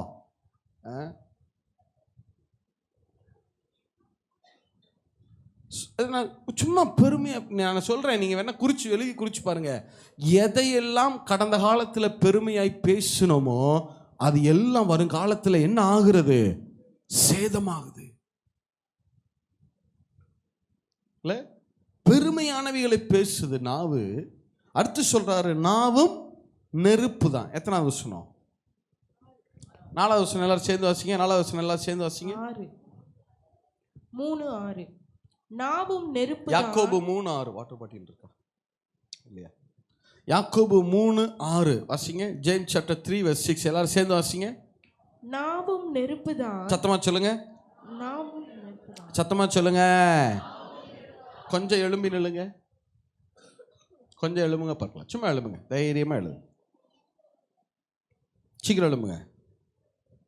எழுப்பிட்டீங்களா? அப்படியே இந்த சுவத்தை பார்த்து திரும்புங்க. எல்லாரும் இந்த சுவத்தை பார்த்து திரும்புங்க. இங்கே இருக்கிறவங்க இந்த பக்கம் திரும்பிக்கிறீங்க. நீங்கள் ஸ்டேஜில் இருக்கிறவங்க இந்த சைடில் இருக்கிறவங்க இங்கிட்டு திரும்பிட்டீங்களா? உங்கள் முன்னாடி இருக்காங்கல்ல, அவங்க தோள் மேலே உங்கள் 2 கையையும் அப்படி வைங்க. ஆண்கள் மேலே வைங்க, மாற்றி வச்சிடாதீங்க. தோல் மேலே கை வச்சிட்டிங்களா? அப்படியே லைட்டாக மசாஜ் பண்ணி விடுங்க பார்க்கலாம். அந்த கழுத்தை நல்லா பிடிச்சி விடுங்க. நீங்கள் எதை செய்தாலும் ஸ்தோத்திரத்தோடே செய்ய கடவீர்கள். இல்லையா? நல்ல ஸ்தோத்திரம் பண்ணிகிட்டே பண்ணுங்க. நல்ல கழுத்தை பிடிச்சி விடுங்க. நல்லா அந்த முதுகெலும்புலாம் நல்லா தட்டி விடுங்க. சட்டை கசங்கினாலும் பரவாயில்ல, துவச்சிக்கலாம். நல்லா பிடிச்சி விடுங்க. நல்ல பிடிச்சி விடுங்க. சகோதரிகள், கழுத்தில் மட்டும் கை வைங்க, கழுத்தில் கிடக்கிறதுல கை வச்சிடாதீங்க. நல்லா பிடிச்சி விடுங்க பார்க்கலாம். நல்லா பிடிச்சி விடுங்க. ஸ்தோத்திரம் பண்ணிட்டே பண்ணுங்க பார்க்கலாம். Very good. ஸ்தோத்திரம். நல்லா சொத்தமாக சொல்லுங்க. நல்லா பிடிச்சி விடணும். ஆள் கொஞ்ச நேரம் அசரப்படாது. நல்லா முதுகுலாம் தட்டி விடுங்க பார்க்கலாம். Very good, super. இப்போ என் பக்கம் திரும்புங்க. இந்த பக்கம் திரும்புங்க பார்க்கலாம். இந்த சோத்தை பார்த்து திரும்புங்க. Very good. அவர்கள் உங்களில் அன்பு கூர்ந்தது போல நீங்களும் அவர்களில் அன்பு கூறுவீர்களாக. நல்லா பிடிச்சி விடுங்க பார்க்கலாம். Very good. நல்லா பிடிச்சி, இதுக்கு தான் தனியாக அந்த பக்கம் போய் நிற்கக்கூடாதுங்கிறது. நல்லா பிடிச்சி விடுங்க. நல்லா பிடிச்சி விடுங்க. சும்மா கை வச்சுட்டு நிற்க சொல்லலை. நல்லா தோல் அமுக்கி விடணும். நல்லா முதுகு தட்டுங்க. ஆள் கொஞ்ச நேரம் அசரப்படாது. Very good, super. உட்காருங்க.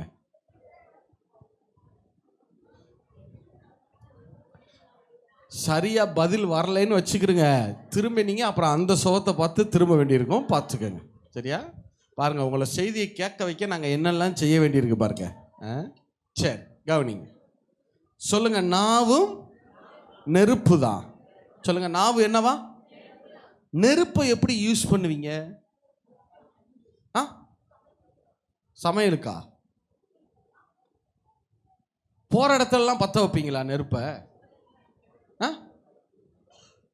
காலையில் கேஸ் ஆன் பண்ணிட்டு அப்படியே போட்டு வருவோமா? சொல்லுங்க. எப்படி நெருப்பை ஹேண்டில் பண்றோம்? ஓகே, என்னை கவனிங்க. எப்படி நெருப்பை நீங்க பயன்படுத்துறீங்க? கேர்ஃபுல்லாவா? தேவைப்படும் போது. அப்ப நாவை மட்டும் ரூமுக்குள்ள போன உடனே அங்க ரெண்டு வார்த்தை என்ன செய்றீங்க? ரெண்டு கொருதி அப்படி பொருதி போட்டு வரீங்க. ஆமா எல்லாம் தெரியும் பார்த்துக்குவோம். கணவன் பக்கம் 2 பொருதி போடுறீங்க. அப்புறம் பிள்ளை வந்து பார்த்தா நீ எல்லாம் படித்து என்னத்தை உருப்பிட்டு அப்படின்னு அந்த பக்கம் 2 பொருதி போடுறது. இந்த பக்கம் ஃபோனை போட்டு என்ன செய்யறது? ஃபோனில் 1000 குச்சியை பற்ற வைக்கிறது. போகிற இடத்துலலாம் நெருப்பை பொருதி போட்டே போக வேண்டியதானே?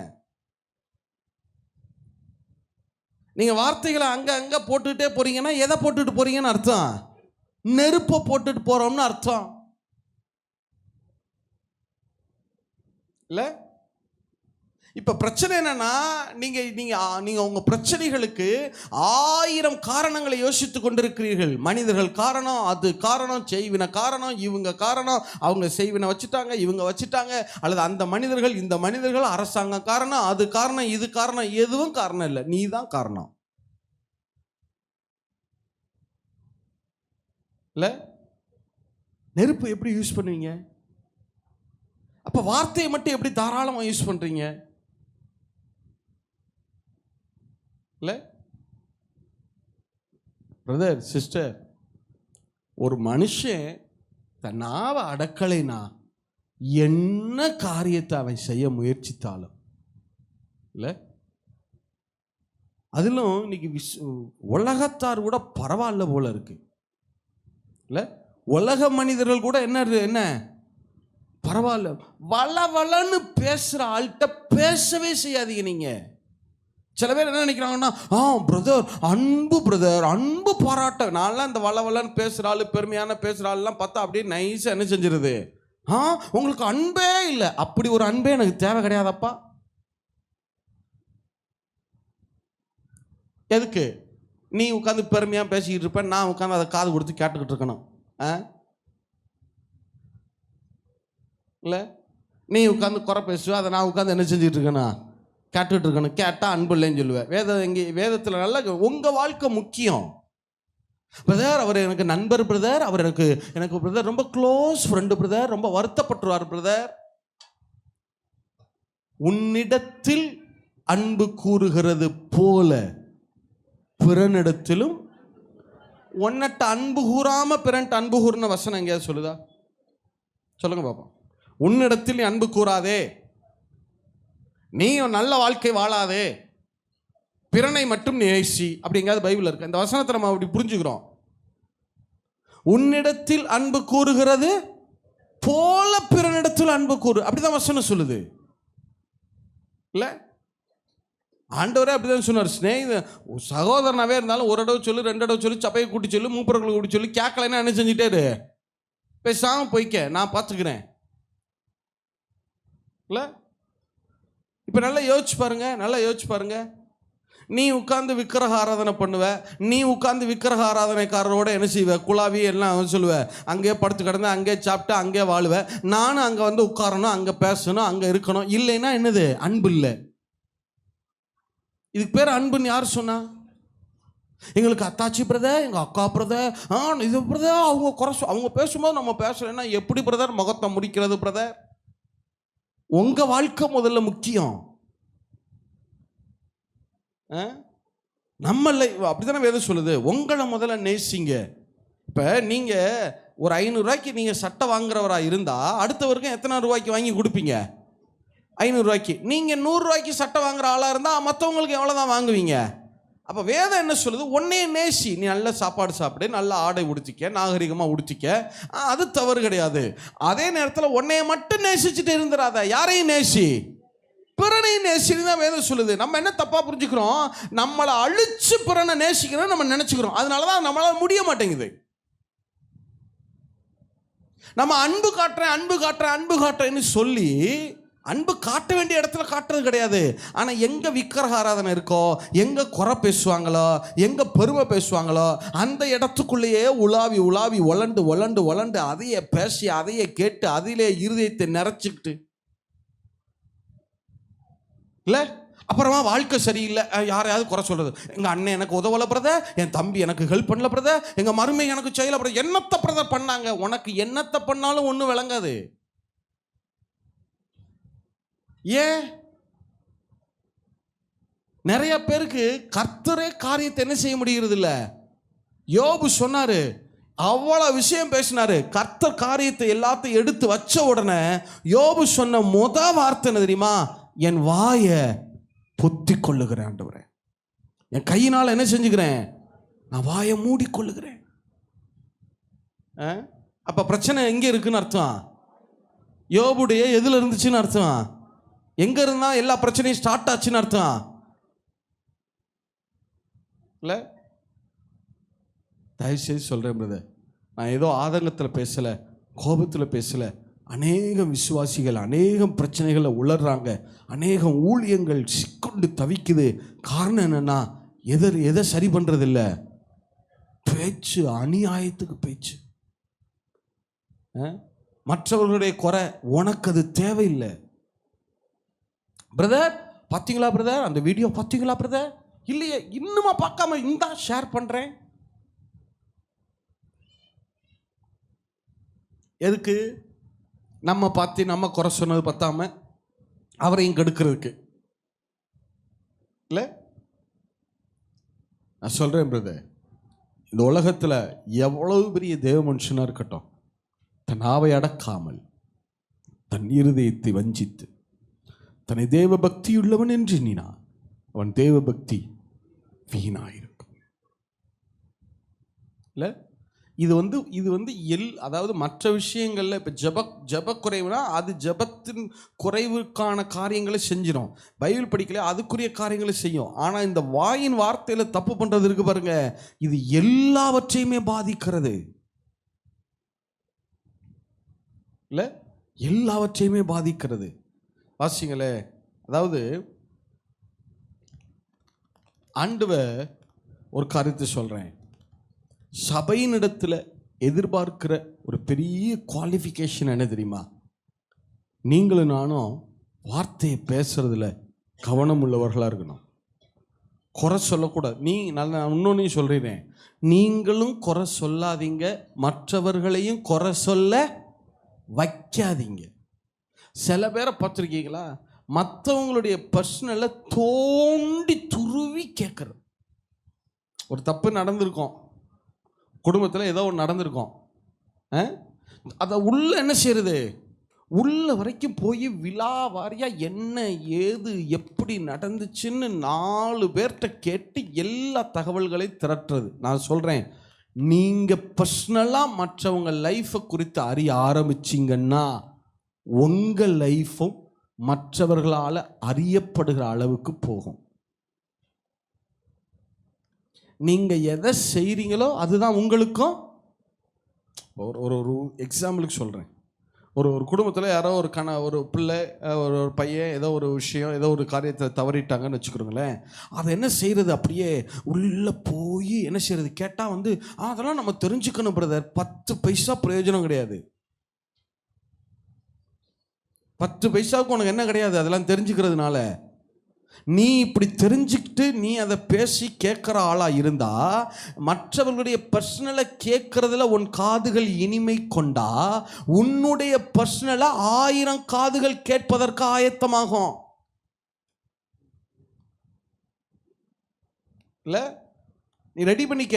நீ 2 காதுகள் கேட்குற உன்னுடைய நீ ஒரு ஆளுடைய 2 பர்சனலான விஷயத்தை அது அவன் தப்போ ரைட்டோ அது அவனுக்கும் அவனுடைய கர்த்தருக்கும் உரியது, தகப்பனுக்கும் உரியது. இது உனக்கு நமக்கு என்ன இல்லை. இப்போ என்னன்னா, இந்த 2 காதுகள் அதை கேட்கறதுல இனிமையாக இருக்குன்னு சொன்னா, நீங்க செய்கிற தவறுகளை 200 காதுகள் கேட்பதற்கு 2000 காது கேட்பதற்கு ரெடி ஆயிரும். இதுதான் நியதி. நாம் என்ன செய்கிறோமோ அது நமக்கும் நம் சந்ததிக்கும் செய்யப்படும். ஆபிரகாமும் சாராலும் தெரிஞ்சு செஞ்சாங்களோ தெரியாம செஞ்சாங்களோ, ஆகாரம் அனுப்பிவிட்டாங்களா? ஆகாரம் அவளுடைய பிள்ளைகளும் சூர் வனாந்தரத்தில் தண்ணீர் கிடையாமல் அலைந்தார்கள். எந்த வனாந்தரத்தில்? சூர் வனாந்தரத்தில். ஆபிரகாமும் சாராலும் தெரிஞ்சு செஞ்சாங்களோ தெரியாம செஞ்சாங்களோ தெரியாது. எந்த வனாந்தரத்தில் ஆகாரம் அவள் பிள்ளைகளும் எந்த சூர் வனாந்தரத்தில் தண்ணீர் கிடையாம அலைந்தார்களோ, அதே சூர் வனாந்தரத்தில் ஆபிரகாமின் சந்ததியார் தண்ணீர் கிடையாமல் அலைந்து திரிந்தார்கள். இல்ல, அப்ப நீங்க மற்றவர்களுடைய குறைகளை தோண்டி இன்ஃபர்மேஷனை ஒன்னும் 10 பைசா என்ன கிடையாது, பிரயோஜனம் கிடையாது. இல்ல, கவுன்சிலிங் கொடுக்கறது நான் இதெல்லாம் தெரிஞ்சுக்கிட்டா 4 பேருக்கு நான் சொல்லுவேன். கவுன்சிலிங் ஆலோசனையின் ஆவியானவர்கிட்ட இருந்து தான் வரணும். ஆலோசனை கர்த்தா அவர் தான். உங்க எக்ஸ்பீரியன்ஸ் கவுன்சிலிங்கா மாறாது. அது மாறுனா அது கெடுதல். நம்ம என்ன நினச்சிக்கிறோம், நம்மளே 4 விஷயம் தெரிஞ்சு வச்சுருந்தா தானே பிரதர் நாளைக்கு நம்ம பிள்ளைங்களை பார்த்துக்கலாம்ல பிரதர். உன் பிள்ளைங்களுக்கு ஆலோசனை கொடுக்கணும்னா அந்த ஆலோசனை கர்த்தர்கிட்ட தான் வரணும். இதை போல மற்றவர்களுடைய தவறுகளில் இருந்து நீ எக்ஸ்பீரியன்ஸ் என்ன செய்ய முடியாது. நீ மற்றவருடைய குறைகளை கேட்கறதுக்கு உன் காதுகள் பிரியப்படுகிறது, ஆசைப்படுகிறது. நீ அப்படி பழகிட்ட, அப்படி இடத்துல இருந்து என்ன செஞ்சிட்ட, பழகிட்ட. அப்படிப்பட்ட நபர்களோட இருந்து பழகிட்ட. உன் காதுகள் மற்றவர்களுடைய குறையை கேட்பதற்கு இனிமை கொள்ளுகிறது. ஆனா அதுக்கு அது என்ன சொல்றது, சப்பக்கட்டு கட்டுறது. இதெல்லாம் தெரிந்து கொண்டால் நாங்கள் மற்றவர்களுக்கு ஆலோசனை சொல்லுவோம் தானே. ஆலோசனை கர்த்தர்ட்ட இருந்து இறங்கி வரணும். இல்ல, இதை நீங்க கேட்டு இதை நீங்க பேசி உங்களை கரப்படுத்தி கொண்டு அப்புறமா நின்றுட்டு எனக்கு இந்த பிரச்சனை சரியில்லை, ஆண்டவர் எல்லாம் பார்த்திருக்கிறார் தானே பிரதர், கர்த்தர் செய்வா. எல்லாத்தையும் பார்த்திருக்காரு.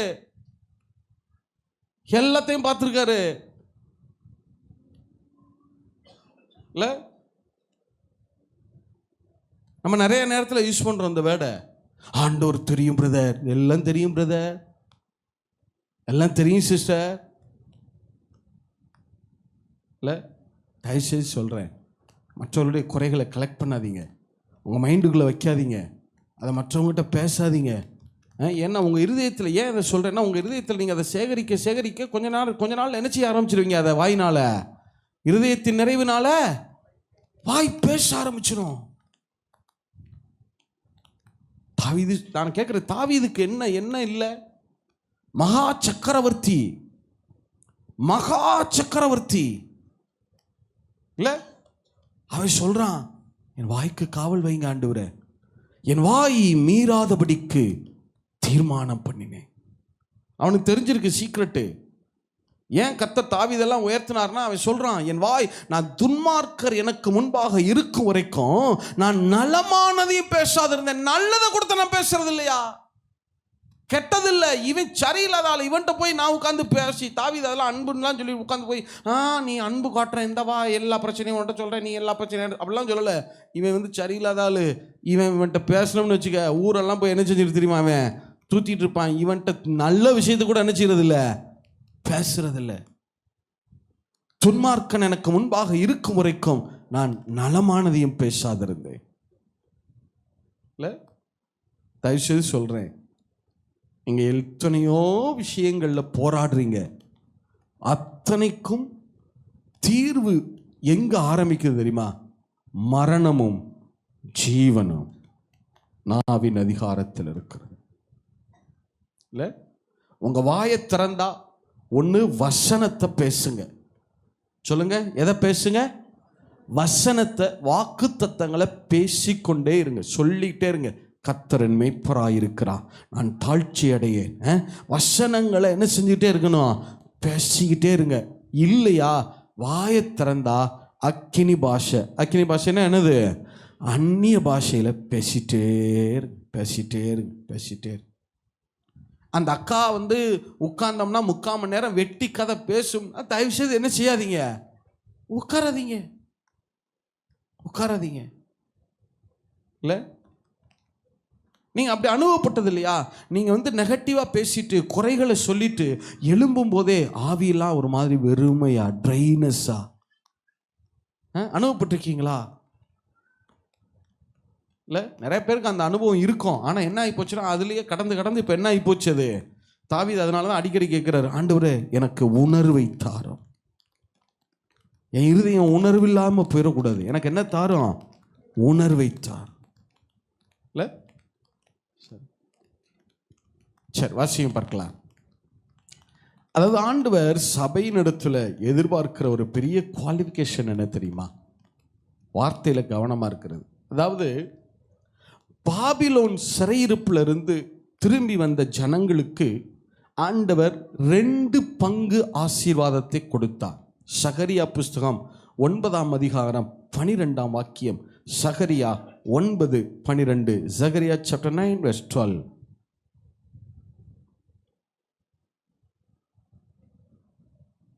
நம்பிக்கையுடைய சிறைகளே, அரணுக்கு திரும்புங்கள், இரட்டிப்பான நன்மையை தருவேன், இன்றைக்கே தருவேன்.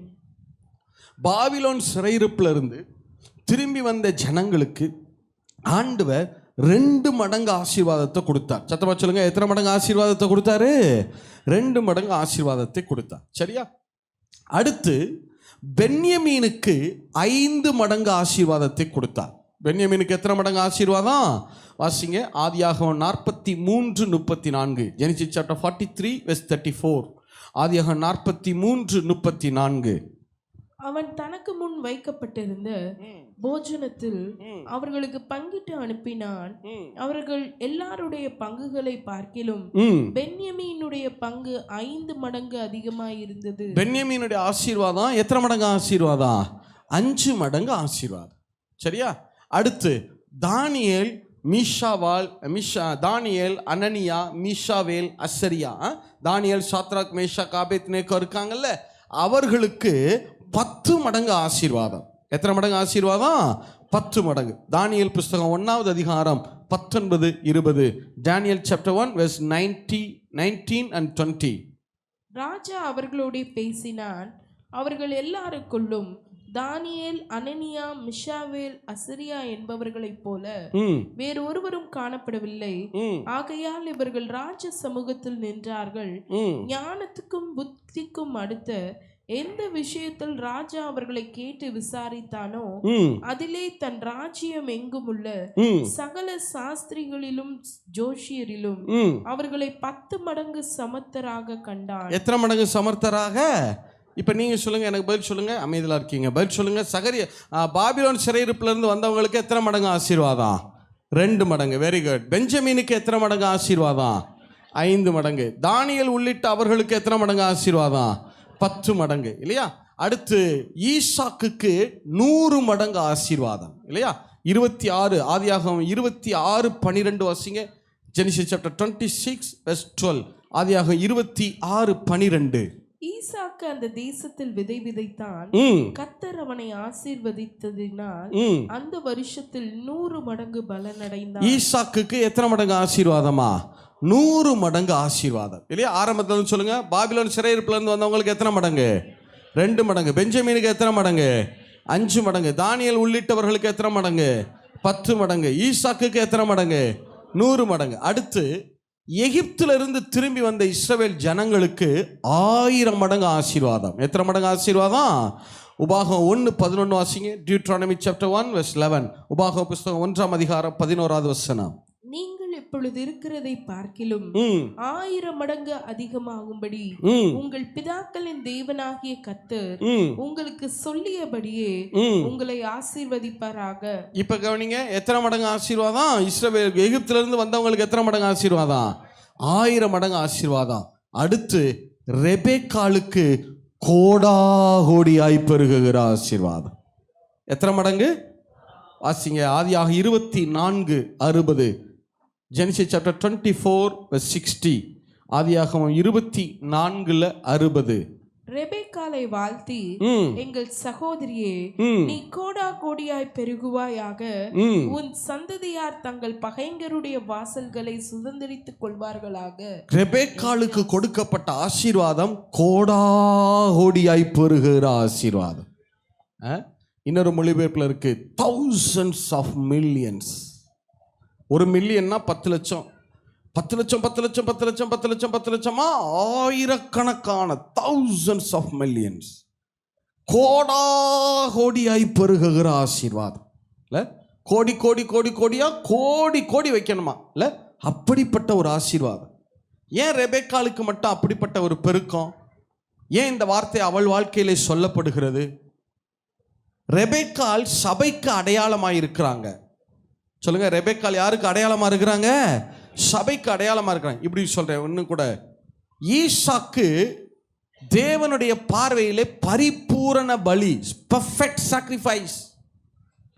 ஈசாக்கு பரிபூரண பலி தேவனுடைய பார்வையில். அவர் யாருக்கு அடையாளம்னா, ஈசாக்கு இயேசுவுக்கு அடையாளமானவர், முன் அடையாளமானவர். ஆபிராம் அப்படிங்கிற பேரை ஆபிரகாம்னு மாத்தினாரு. யாக்கோபுங்கிற பேரை இஸ்ரவேல்னு மாத்தினாரு. ஆனா ஈசாக்குடைய பேரை என்ன செய்யவே இல்லை, அவர் கடைசி வரைக்கும் மாற்றவே இல்லை. ஏன்னா ஈசாக்கு தேவனுடைய பார்வையில பரிபூரண பலி, பரிபூரண பலி.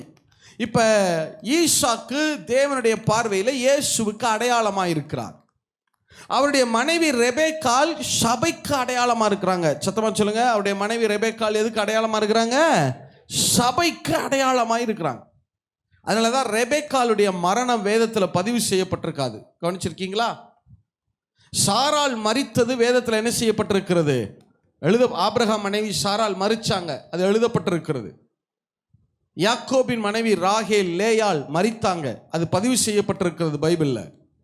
ஆனா ரெபெக்காள் மரிச்சாங்க, ஆனா என்ன செய்யப்படலை, அது பதிவு செய்யப்படலை. ஏன்னா சபைக்கு மரணம் கிடையாது, அழிவு கிடையாது. மரணம் கிடையாதுன்னு ஒன்னா விசுவாசிகள்லாம் மறிக்க மாட்டான்னு நினைச்சிடாதீங்க. இம்மார்டலிட்டின்னு நான் சொல்லலை. இம்மார்டலிட்டிங்கிறது தவறானது. எல்லா விசுவாசிகளுக்கும் என்ன உண்டு? கண்டிப்பாக ஒரு நாள் ஒன்று மரணம் இருக்குது, இல்லை கர்த்தருடைய வருகை என்ன செய்யணும்? எதிர்கொள்ளணும் இல்லையா? ஒரே தரம் மரிப்பதும் பின்பு நியாய தீர்ப்படைவதும் எல்லாருக்கும் என்ன செய்யப்பட்டிருக்கிறது? நியமிக்கப்பட்டிருக்கு இல்லையா? நான் சொல்றது விசுவாசிக்கு மரணம் இல்லைன்னு சொல்லலை. சபையாகிய மனவாட்டிக்கு என்ன கிடையாது? அழிவு கிடையாது, மரணம் கிடையாது. அப்படின்னா என்ன அர்த்தம்? சபை பூமியில இருக்கிற வரைக்கும் பூமியில இருக்கும். அடுத்து எடுத்துக்கொள்ளப்பட்டா பரலோகத்தில் நித்தியமாய் மணவாளனோட வாசம் பண்ண போகிறது. எத்தனை பேர் ஆமீன் சொல்ல முடியும்? அதனாலதான் ரெபெக்காளுடைய மரணம் பைபிள்ல என்ன செய்யப்படலை? பதிவு செய்யப்படலை. சரியா? ரெபெக்காள் எதுக்கு அடையாளம்னா சபைக்கு அடையாளம். சரி, இப்போ ஒரு கேள்வி. ஆண்டவர் என்ன அடிப்படையில் ரெபெக்காளை தெரிவு செய்தார்? ரெபெக்காளுடைய தகுதி என்ன? ஈசாக்குக்கு மனைவியாவதற்கு ரெபெக்காளிடத்தில் ஆண்டவர் என்ன குவாலிட்டியை, என்ன குவாலிஃபை அவர் எதிர்பார்த்தார்? இல்ல வாசிங்க ஆதியாகம புஸ்தகம் 24ஆம் அதிகாரம் 10 20 வரைக்கும். Genesis chapter 24:10. ஆதியாகம புஸ்தகம் 24ஆம் அதிகாரம் 10 20 வரைக்கும். பின்பு அந்த ஊழியக்காரன் தன் எஜமானுடைய ஒட்டகங்களில் 10 ஒட்டகங்களை தன்னுடனே கொண்டு போனான். தன் எஜமானுடைய சகலவித உச்சிதமான பொருட்களும் அவன் கையில் இருந்தன. அவன் எழுந்து புறப்பட்டு போய் மெசொப்பொத்தாமியாவிலே நாகோருடைய ஊரில் சேர்ந்து ஊருக்கு புறம்பே ஒரு தண்ணீர் துறவண்டையிலே தண்ணீர் மொள்ள ஸ்திரீகள் புறப்படுகிற சாயங்கால வேளையிலே ஒட்டகங்களை மடக்கி தனக்குள்ளே சொல்லிக் கொண்டது என்னவென்றால், என் எஜமானாகிய ஆபிரகாமுக்கு தேவனாயிருக்கிற கர்த்தாவே, இன்றைக்கு நீர் எனக்கு காரியம் சித்திக்க பண்ணி என் எஜமானாகிய ஆபிரகாமுக்கு தயவு செய்தருளும். இதோ நான் இந்த தண்ணீர் துறவண்டையில் நிற்கிறேன். இந்த ஊராருடைய பெண்கள் தண்ணீர் மொள்ள புறப்பட்டு வருவார்களே, நான் குடிக்க உன் குடத்தை சாய்க்க வேண்டும் என்று நான் சொல்லும்போது குடி என்றும் உன் ஒட்டகங்களும் குடிக்கும்படி வார்ப்பேன் என்றும் சொல்லும் பெண் எவளோ அவளே நீர் உம்முடைய ஊழியக்காரனாகிய ஈசாக்குக்கு நியமித்தவளாயிருக்கவும் என் எஜமானுக்கு அனுக்கிரகம் செய்தீர் என்று நான் அதனாலே அறியவும் செய்தருளும் என்றான். அவன் இப்படி சொல்லி முடிக்கும் முன்னே, இதோ ஆபிரகாமுடைய சகோதரனாகிய நாகோரின் மனைவி மில்காலுடைய குமாரனாயிருக்கிற பெத்துவேலுக்கு பிறந்த ரெபேக்காள் குடத்தை தோள் மேல் வைத்து கொண்டு புறப்பட்டு வந்தாள். அந்த பெண் மகா ரூபவதியும் புருஷனை அறியாத கன்னிகையுமாயிருந்தாள். அவள் துறவில் இறங்கி தன் குடத்தை நிரப்பிக்கொண்டு ஏறி வந்தாள். அப்பொழுது அந்த ஊழியக்காரன் அவளுக்கு எதிர்கொண்டோடி, உன் குடத்தில் இருக்கிற தண்ணீரில் கொஞ்சம் குடிக்க தர வேண்டும் என்றான். அதற்கு அவள், குடியும் என் ஆண்டவனே என்று சீக்கிரமாய் குடத்தை தன் கையில் இறக்கி கொண்டு அவனுக்கு குடிக்க கொடுத்தாள். கொடுத்த பின், உம்முடைய ஒட்டகங்களும் குடித்து தீரும் மட்டும் அவைகளுக்கும் மொண்டு வார்ப்பேன் என்று சொல்லி சீக்கிரமாய் தன் குடத்து தண்ணீரை தொட்டியிலே ஊற்றிவிட்டு இன்னும் மொண்டு வர துறவண்டையில் ஓடி அவனுடைய ஒட்டகங்களுக்கெல்லாம் மொண்டு வார்த்தாள். நல்லா கவனிங்க. ஆபிரகாம் தன்னுடைய குமாரன் ஈசாக்குக்கு மணவாட்டியை ஆயத்தப்படுத்தி கொண்டு வர விரும்புகிறார். மணவாட்டி எங்கே இருக்கிறாள்னா உலகத்திற்குள்ளே வாழ்ந்து கொண்டிருக்கிறாள். அசீரியாவுக்குள்ள பாவ உலகத்துக்குள்ளே அவள் இருக்கிறாள். இப்போ அவளை மீட்டு மணவாளன்ட்ட கொண்டு வந்து சேர்க்க வேண்டும். ஈசாக்கிட்ட கொண்டு வந்து சேர்க்கணும். இந்த பொறுப்பை யாரிடத்தில் கொடுக்கிறார்? தன் ஊழியக்காரரிடத்தில் கொடுக்கிறார். எலியேசர்ட்ட கொடுக்கிறார். அதான் இப்போவும் நடக்குது இல்லை?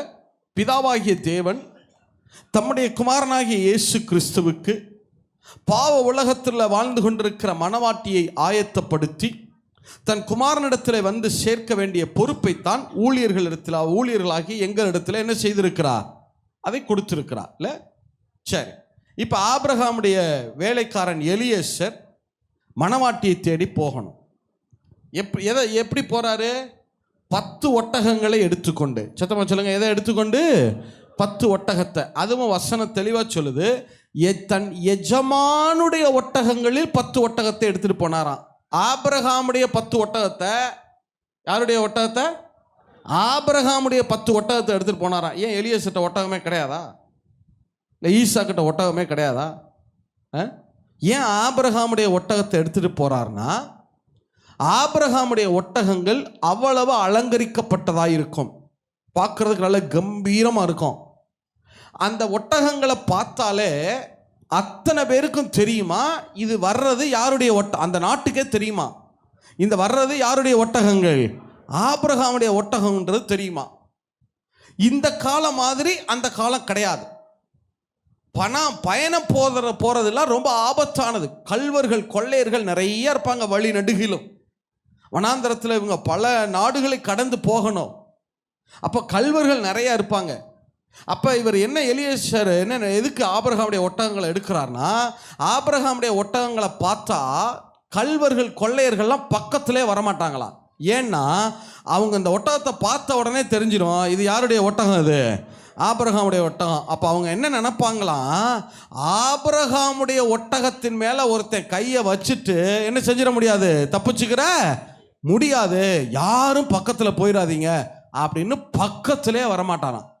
எலியேசர் எவ்வளோ ஞானமாக ஹேண்டில் பண்ணுறாரு பாருங்க இல்லை?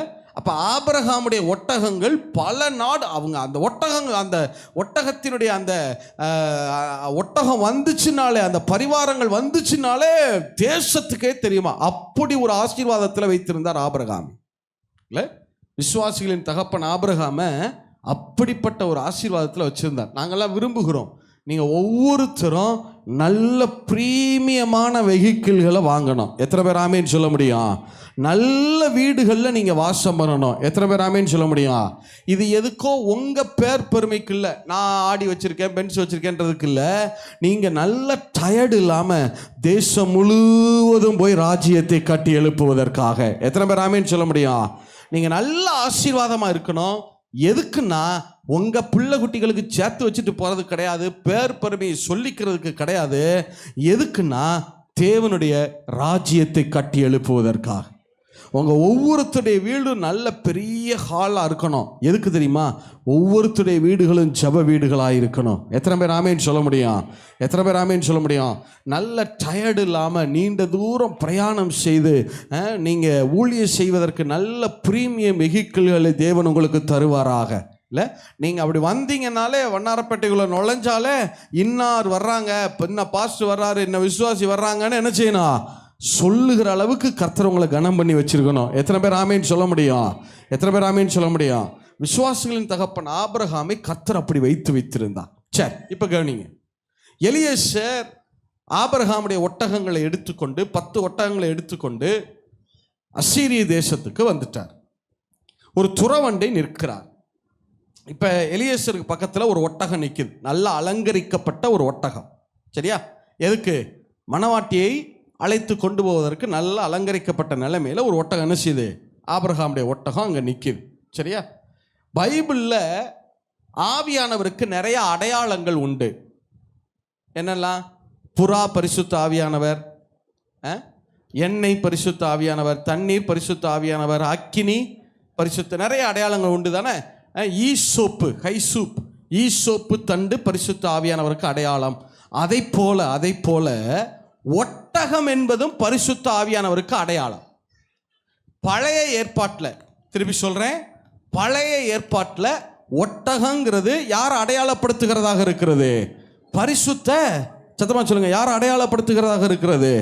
பரிசுத்த ஆவியானவரை அது அடையாளப்படுத்துகிறதாக இருக்கிறது. சரியா? இப்போ எலியேசர் பக்கத்தில் யார் நிற்கிறது? ஒட்டகம் இருக்கா? அது யாரை அடையாளப்படுத்துது? நான் இப்படி கேட்குறேன், எலியேசர் எதனுடைய உதவியோட இந்த நாட்டுக்கு வந்திருக்கிறாரு? யாரை கூட்டிட்டு? மணவாட்டியை கூட்டிட்டு போக வந்திருக்காரு. எதனுடைய உதவியோட? ஒட்டகத்தின் உதவினா என்ன அர்த்தம்? யாருடைய உதவியோடன்னு அர்த்தம்? ஆவியானவர். அதான உண்மை. நாங்களும் சபையா கர்த்தருடைய வருகைக்காக ஆயத்தப்படுத்துவோம், கர்த்தருடைய வருகைக்கு நம்ம எதிர்கொள்ளுறதுக்கு சபையை நம்ம தூண்டுகிறோம்னு சொன்னால் யாருடைய உதவியால் தான் அதை செய்ய முடியும்? ஆவியானுடைய உதவியால், இல்லையா? சரி, இப்போ கவனி. எலியேசர் நிற்கிறாரு, பக்கத்தில் ஒட்டகம் நிற்குது. அது யாருக்கு அடையாளம்? பரிசுத்த ஆவியன். இப்போ எலியேசர் ஜெபம் பண்ணுறார். என்ன ஜெபம்? ஆண்டவரே, நான் இப்போ துறவண்டை நிற்கிறேன், பெண்கள் தண்ணி எடுக்க வருவாங்க, ஸ்திரீகள். நான் ஏதாவது ஒரு ஸ்திரீட்ட கேட்பேன், என்ன, எனக்கு தண்ணி கொடுன்னு கேட்பேன். அந்த ஸ்திரீ என்ன செய்யணும்? எனக்கு தண்ணி கொடுக்கணும். அப்புறம் எதுக்கெல்லாம் தண்ணி கொடுக்கணும்? சத்தமா சொல்லுங்க. ஒட்டகங்களுக்கெல்லாம் தண்ணி கொடுத்தா அவ தான் யாரு? சொல்லுங்க, அவ தான் யாரு? ஈசாக்குக்கு மனைவியா? அப்படியா? அப்படியா சொன்னாரு? ஒரு ஒட்டகம் 200 லிட்டர் தண்ணி குடிக்கும். எத்தனை லிட்டரு? சாதாரணமாக ஒரு ஒட்டகம் 200 லிட்டர் குடிக்கும். அதுவும் வனாந்திரத்தில் பயணம் போயிட்டு வந்துச்சுன்னா அது நிலைமை வேற.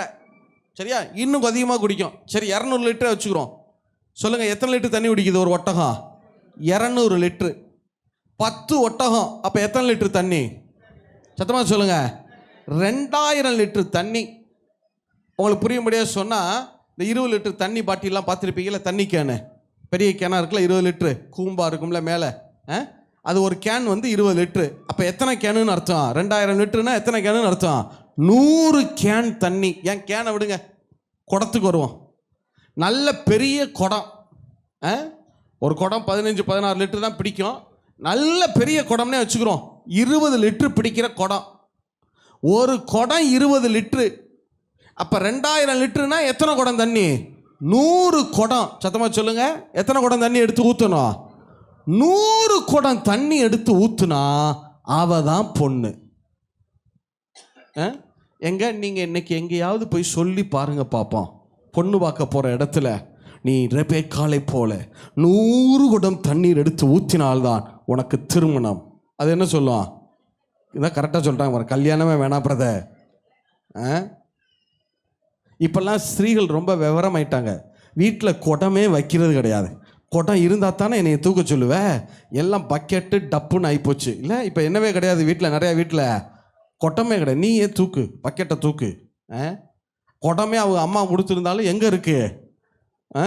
கரெக்டாக சொல்லுங்க. பரன் மேலே என்ன செய்யுது? சாக்கு மூட்டையில் சுற்றி மேலே அழகாக உள்ளே இருக்குது. இப்போ என்னவே நிறைய வீட்டில் உண்மை தானே, நிறைய வீட்டில் என்னவே கிடையாது. இப்போலாம் குடமே கிடையாது. 100 குடம் தண்ணி எடுத்து ஊற்றுனா அவ தான் பொண்ணுன்னு சொன்னால் யாராவது ஊற்ற முடியுமா? இப்போ எலியேசர் ஆவியானவரே 100 குடம் தண்ணி எடுத்து ஊற்றட்டும், அவள் தான் பலசாலி, அவள் தான் பொண்ணு அப்படின்னா ஆண்டவர் ஆவியானவர் என்ன சொல்லியிருப்பாரு? நீ பொண்ணை கல்யாணம் பண்ணுறதுக்கு பொண்ணை கூட்டிகிட்டு போக வந்திருக்கியா இல்லை இங்கேயே வச்சு காலி பண்ணுறதுக்கு வந்திருக்கியா? அப்படி சொல்லலை. அங்கே வசனம் தெளிவாக சொல்லுது பாருங்க. 14 தானே, எத்தனை வசனம்? 14வது வசனம். எல்லாரும் சேர்ந்து வாசிங்க. அதை 24:14 வாசிங்க. சத்தமாக சொல்லுங்க. அதை 24:14. நான் குடிக்க உன் குடத்தை சாய்க்க வேண்டும் என்று நான் சொல்லும்போது குடி என்றும் எல்லாரும் சேர்ந்து வாசிக்கணும். ஒரு நிமிஷம் எல்லாரும் சேர்ந்து வாசிங்க. ஆதியா 24:14 சத்தமா சேர்ந்து வாசிங்க பார்க்கலாம். எல்லாரும் சத்தமா வாசிங்க பார்க்கலாம். நான் குடிக்க உன் குடத்தை சாய்க்க வேண்டும் என்று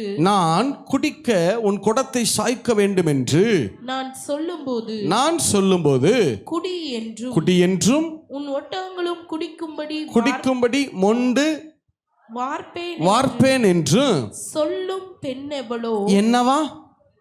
சத்தமா சொல்லுங்க. என்னவா? மீண்டும் ஒரு விஷயம் சத்தமா சொல்லுங்க. சொல்லும் பெண்ணெவளோ, செய்யும் பெண்ணெவளோ இல்ல. குடிக்கும்படி செய்யும் பெண்ணெவளோ இல்ல, குடிக்கும்படி சொல்லும் பெண்ணெவளோ. ஆவியானவர் மணவாட்டியாகிய ரெபேக்காள்கிட்ட எதை எதிர்பார்க்கிறார் தெரியுமா? முதல்ல இவ சொல்லு எப்படி இருக்கு, இவ எப்படி பேசுறவ, இவ வாக்கு எப்படி இருக்கு. ஏன்? இவ சொல்லுல சரியா இருந்தா செயலும் சரியா இருக்கும். இவள் வாய்ப்பிறப்பு என்ன? இவ சொல்லுல சரியா இருந்தா எதுலையும் சரியா இருப்பா, செயல்லையும் சரியா இருப்பா. சொல்லு சரியா இல்லைன்னா எதுவும் சரியா இருக்காது, செயலும் சரியா இருக்காது. இல்ல, நல்லா கவனிங்க. அவட்ட ஆவியானவர் எதிர்பார்த்தது. இப்ப ரெபேக்காள் என்ன கேட்டிருக்கலாம்? எலியேசரை பார்த்து, எலியேசர் நீ எப்படி, அவ பேர் தெரியாதுன்னு வச்சுக்கிறோம், நீ யார்? நீ முதல்ல நீ எப்படி என்கிட்ட வந்து தண்ணி கேட்கலாம்? அரபு நாடுகளுடைய முறைமை என்ன? முகமறியாத நபர்கள்ட்ட ஸ்திரீகள் என்னவே செய்யக்கூடாது, பேசவே கூடாது. நீ எப்படி என்னோட தண்ணி கேட்கலாம்? அதெல்லாம் தண்ணி தர முடியாது, போ. சொல்வதானால் நியாயம், அது நியாயம்தான். இல்லை, நிறைய ஸ்திரீகள் நியாயம் பேசுவாங்க, பார்த்துருக்கீங்களா? தன் பக்கத்தில் நியாயம் இருக்குங்கிறத காண்பிக்க ஏராளமாக பேசுவாங்க. அப்படி அவ பேசியிருந்தா அது நியாயம். அவன் நியாயம் பேசலைங்க.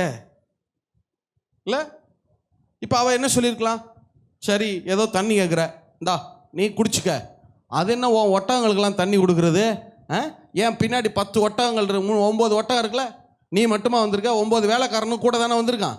அவன்லாம் தண்ணி எடுத்து ஊற்ற சொல்ல வேண்டியதானே? உனக்கு என்ன, நான் வேலைக்காரியா? உனக்கும் உன் ஒட்டகத்துக்கும் உன் வேலைக்காரங்களுக்கும் தண்ணி கொடுக்குறதுக்கு நான் என்ன வேலைக்காரியா? நீங்கள் நிறைய ஸ்திரீகள் கேட்குறாங்களா? உனக்கும் உன் குடும்பத்துக்கும் சமைச்ச போடுறதுக்கு நான் என்ன வேலைக்காரியா? இல்லை, பொண்ணுடைய அம்மாலாம் சொல்லுது, கேட்க முடியுது காதில், என் பொண்ணை தான் சமைக்க சொல்கிறாங்க. எப்படி இருக்கு பாருங்க வேர்ல்டு. ஆனாலும் நம்ம நம்பணும் என்ன, அவங்க குணசாலியான ஸ்திரீன்னு ஒத்துக்கொள்ள வேண்டும். குணசாலியான ஸ்திரீ தன் குடும்பத்திற்கு எதை தேடுகிறாளாம்? காலையில் எழும்பின உடனே அவள் எதை தேடுகிறாளாம்? ஆகாரத்தை தேடுகிறாள். இல்லை, நீ கேட்க முடியுது, காதால கேட்க முடியுது. சொல்கிறாங்க, உனக்கும் குடும்பத்துக்கு சமைக்கிறதுக்கு நான்டா வேலைக்காரியா? இப்போ இவ கேட்கறது நியாயம் தானே? உனக்கும் ஒட்டது இந்த வேலைக்காரங்கள் தண்ணி, ஏன் வேலைக்காரங்க இல்லையா உன்கிட்ட? இல்லை இன்னைக்கெல்லாம் என்ன சொல்கிறாங்க, வேலைக்கு ஆள் வைக்க வேண்டாம், நான் என்ன சமைச்சு கொடுக்குறது உனக்கு, வேலைக்கு ஆள் வை. இல்லை என்னால் முடியலையாங்கிறதுல வேலைக்கு ஆள் வை சொல்கிறாங்களா? ஆனால் அவ சொல்கிற அவ கேட்டால் நியாயம் தானே? தப்பு என்ன? 9 வேலைக்காரங்க இருக்கிறாங்களே, அவன் என்ன செய்யணும்? 9 வேலைக்காரங்க எல்லாத்துக்கும் எடுத்து தண்ணி எடுத்து ஊற்று வேலைக்காரங்கிட்ட சொல்லலாமே. நான் என்ன உனக்கு வேலைக்காரி சொல்கிறதா இருந்தால் நியாயம். ஆனால் அவளை பாருங்க, அவ சொல்கிறா, குடியும் என் ஆண்டவனே என்று சொல்லி தன் குடத்தை சாய்த்து உமக்கும் ஒட்டகங்களுக்கும் மொண்டு வார்ப்பேன் என்று சொல்லி. இல்லை அவ பேச்ச பாருங்க, அவளுடைய அந்த கனிவான பேச்ச பாருங்க. இல்லை அதுதான் தகுதி. மணவாட்டிட்ட ஆண்டவர் முதல்ல எதிர்பார்க்கிற சுவாபம் என்ன தெரியுமா? ஒரு விசுவாசிட்ட, ஒரு மணவாட்டி ஆகிய சபைட்ட எதிர்பார்க்கிற சுவாபம் என்ன? எது சரியா இருக்கணும்? சொல்லு சரியா இருக்கணும். சொல்லு சரியா இருந்தா எது சரியா இருக்கும்? செயல் சரியா இருக்கும். இல்ல இப்ப ரெபேக்காளுக்கு யோசிச்சு பாருங்க, ஒரு ஸ்திரீ 100 குடம் தண்ணி எடுத்து ஊற்ற முடியுமா? என்னதான் பழைய ஏற்பாட்டு காலம் பலசாலியா கூட இருந்திருக்கட்டும், ஸ்திரீகள் 100 குடம் தண்ணி ஒரே ஸ்ட்ரெச் அவுட்ல எடுத்து ஊற்ற முடியுமா? எப்படி ரெபேக்காளால முடிஞ்சிச்சு? எப்படி முடிஞ்சிச்சு தெரியுமா?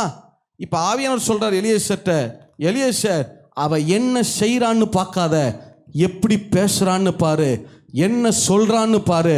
அவன் நலமானதை சொன்னால் அதை செய்து முடிக்கவும் நான் பலன் தருகிறவராக இருக்கிறேன். எத்தனை பேர் ஆமென் சொல்ல முடியும்? இவன் நலமானதை சொன்னா பாருங்க, அதை செய்யத்தக்க பலனையும் கர்த்தர் கட்டளையிட ஆரம்பித்தார். ஆவியானவர் கட்டளையிட ஆரம்பித்தார். எத்தனை பேர் ஆமென் சொல்ல முடியும்? இப்ப நீங்க எது நியாயம் பேசுறது இல்லை, சொல்றது நியாயம் தானே? நீங்க பேசுனா பேசிட்டே இருக்க, காலம் உள்ள பேசு, நியாயம் பேசிட்டே இருக்கலாம், தர்க்கம் பேசிட்டே இருக்கலாம், அதுக்கு முடிவே இராது.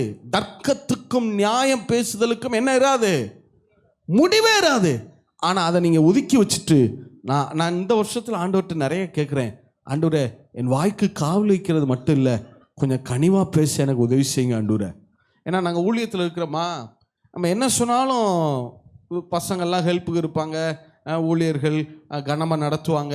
அதனால் நம்ம என்ன சொன்னாலும் உடனே அங்கே என்ன நடக்கும்? வேலை நடக்குமா? அப்படியே பேசி பேசி என்ன ஆகி போச்சுன்னா, பேச்சே அதிகாரம் உள்ளதாக என்ன செஞ்சிருச்சு, ஒரு போல்டாகவே பேசி என்ன செஞ்சு போச்சு, பழகி போச்சா. இப்போ ஆவியானவர்கிட்ட ஆண்டவரே என் பேச்சு கொஞ்சம் என்னவாக இருக்கட்டும், கிருபை பொருந்தினதாக இருக்கட்டும், கனி உள்ளதாக இருக்கட்டும் ஆண்டவரே, என் பேச்சை கொஞ்சம் கனி உள்ளதாக மாற்றி கொடுங்க. ரொம்ப அதிகார தோரணை இருக்கக்கூடாது, அந்த துணி இருக்கக்கூடாது, தயவுசெய்து எனக்கு கிருபை தாரம், என் பேச்சு கனி உள்ளதாக இருக்கட்டும், கிருபை பொருந்தினதாக இருக்கட்டும். ஆண்டவருடைய வார்த்தைகள் என்ன பொருந்தினதாக இருந்துச்சான்? கிருபை பொருந்தினதாக இருக்கட்டும், அன்பு பொருந்தினதாக இருக்கட்டும், என்னுடைய வார்த்தையை கொஞ்சம் மாற்றி கொடுங்க ஆண்டவரே. கேளுங்க, வாய்க்கு அதை விட்டுட்டு இப்படி நம்ம சொல்லலாம், என் பேச்சா இப்படித்தான்.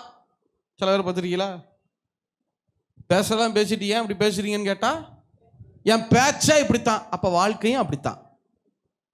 அதையும் ஏற்றுக்கொள்ளணும்ல. உன் பேச்சே இப்படித்தான்னா அதை எல்லாரும் ஏற்றுக்கொள்ள வேண்டுமானால் உன் வாழ்க்கையில நடக்கிற காரியங்களும் அப்படித்தான் இருக்கும். அதையும் நீ என்ன செய்யணும்? அதை மட்டும் நான் ஏற்றுக்கொள்ள மாட்டேன், எனக்கு எல்லாம் நல்லா நடக்கணும், ஆனா என் பேச்சே அப்படித்தான்.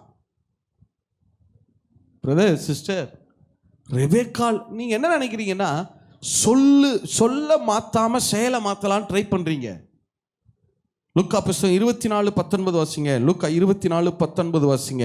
Look chapter 24 verse 19. 19 தானே?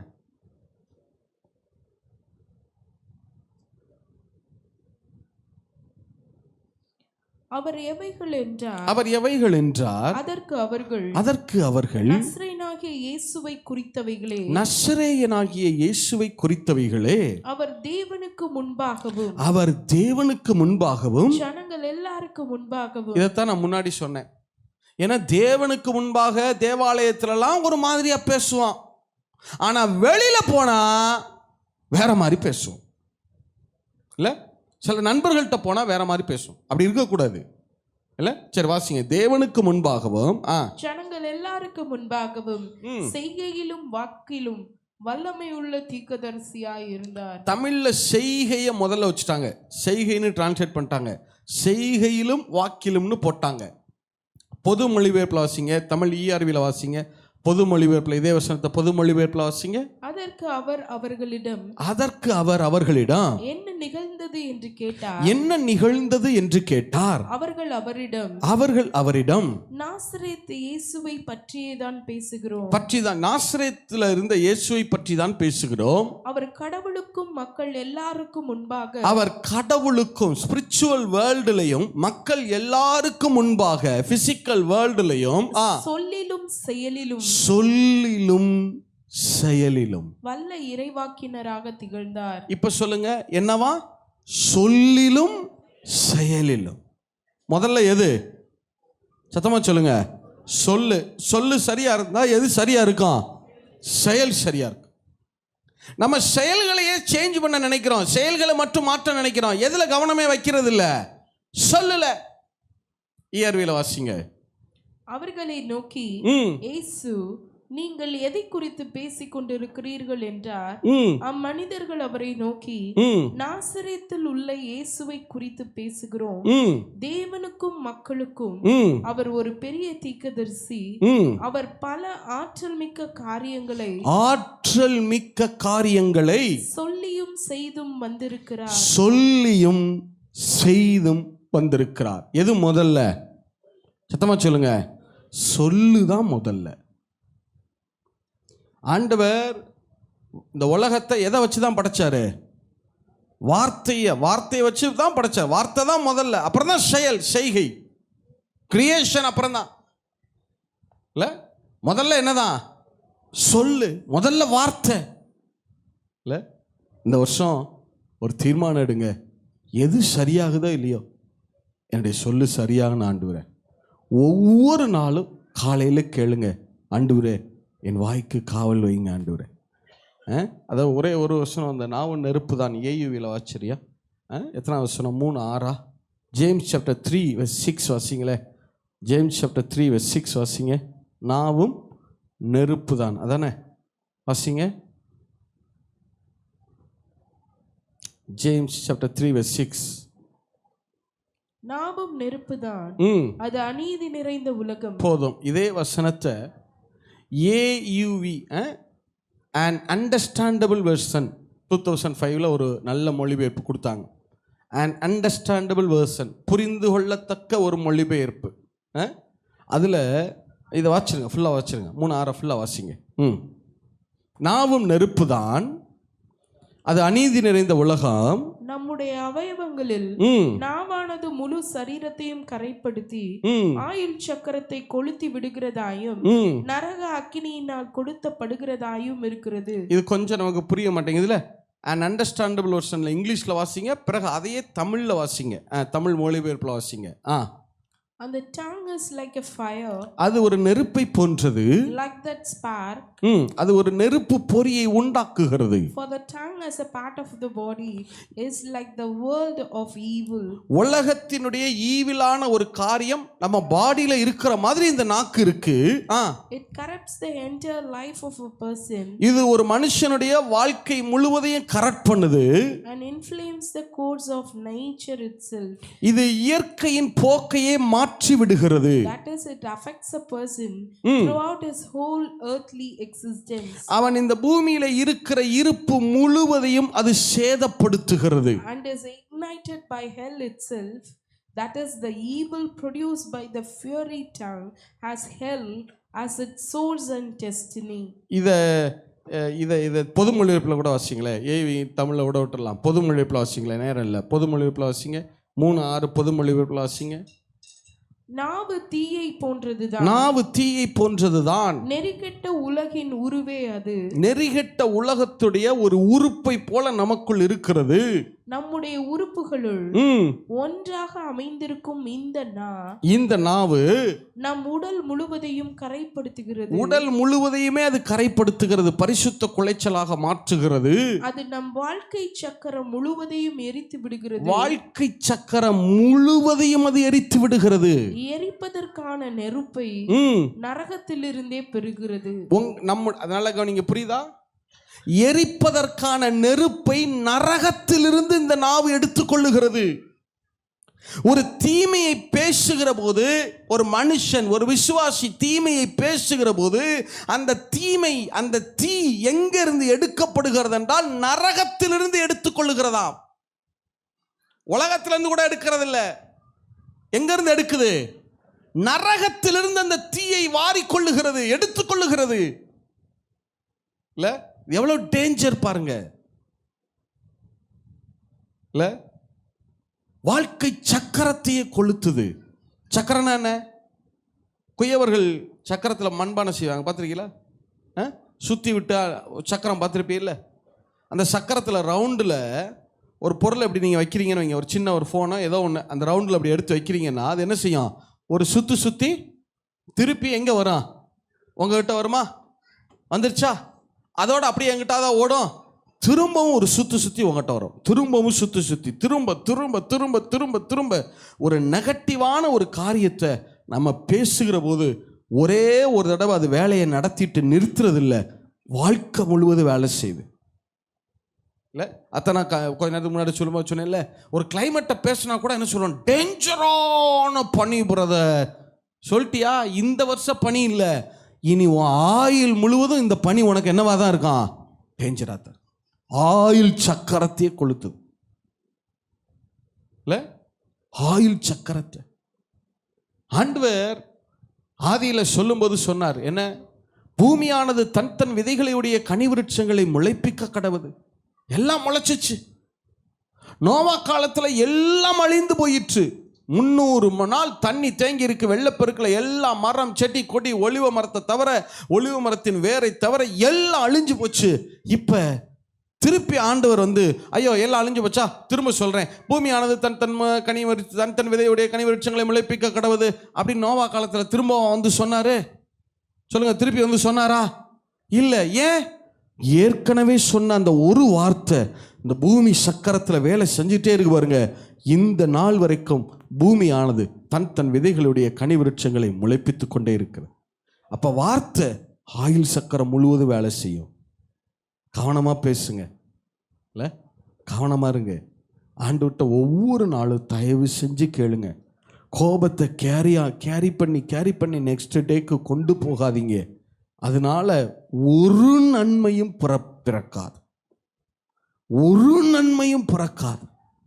ஆனா அந்த உக்கிரத்தை இறக்கி வச்சுட்டு அப்பா பார்த்து கொள்ளுவார்னு அமைதலாகுங்க. கர்த்தர் எல்லாம் பார்த்து கொள்ளுவார்.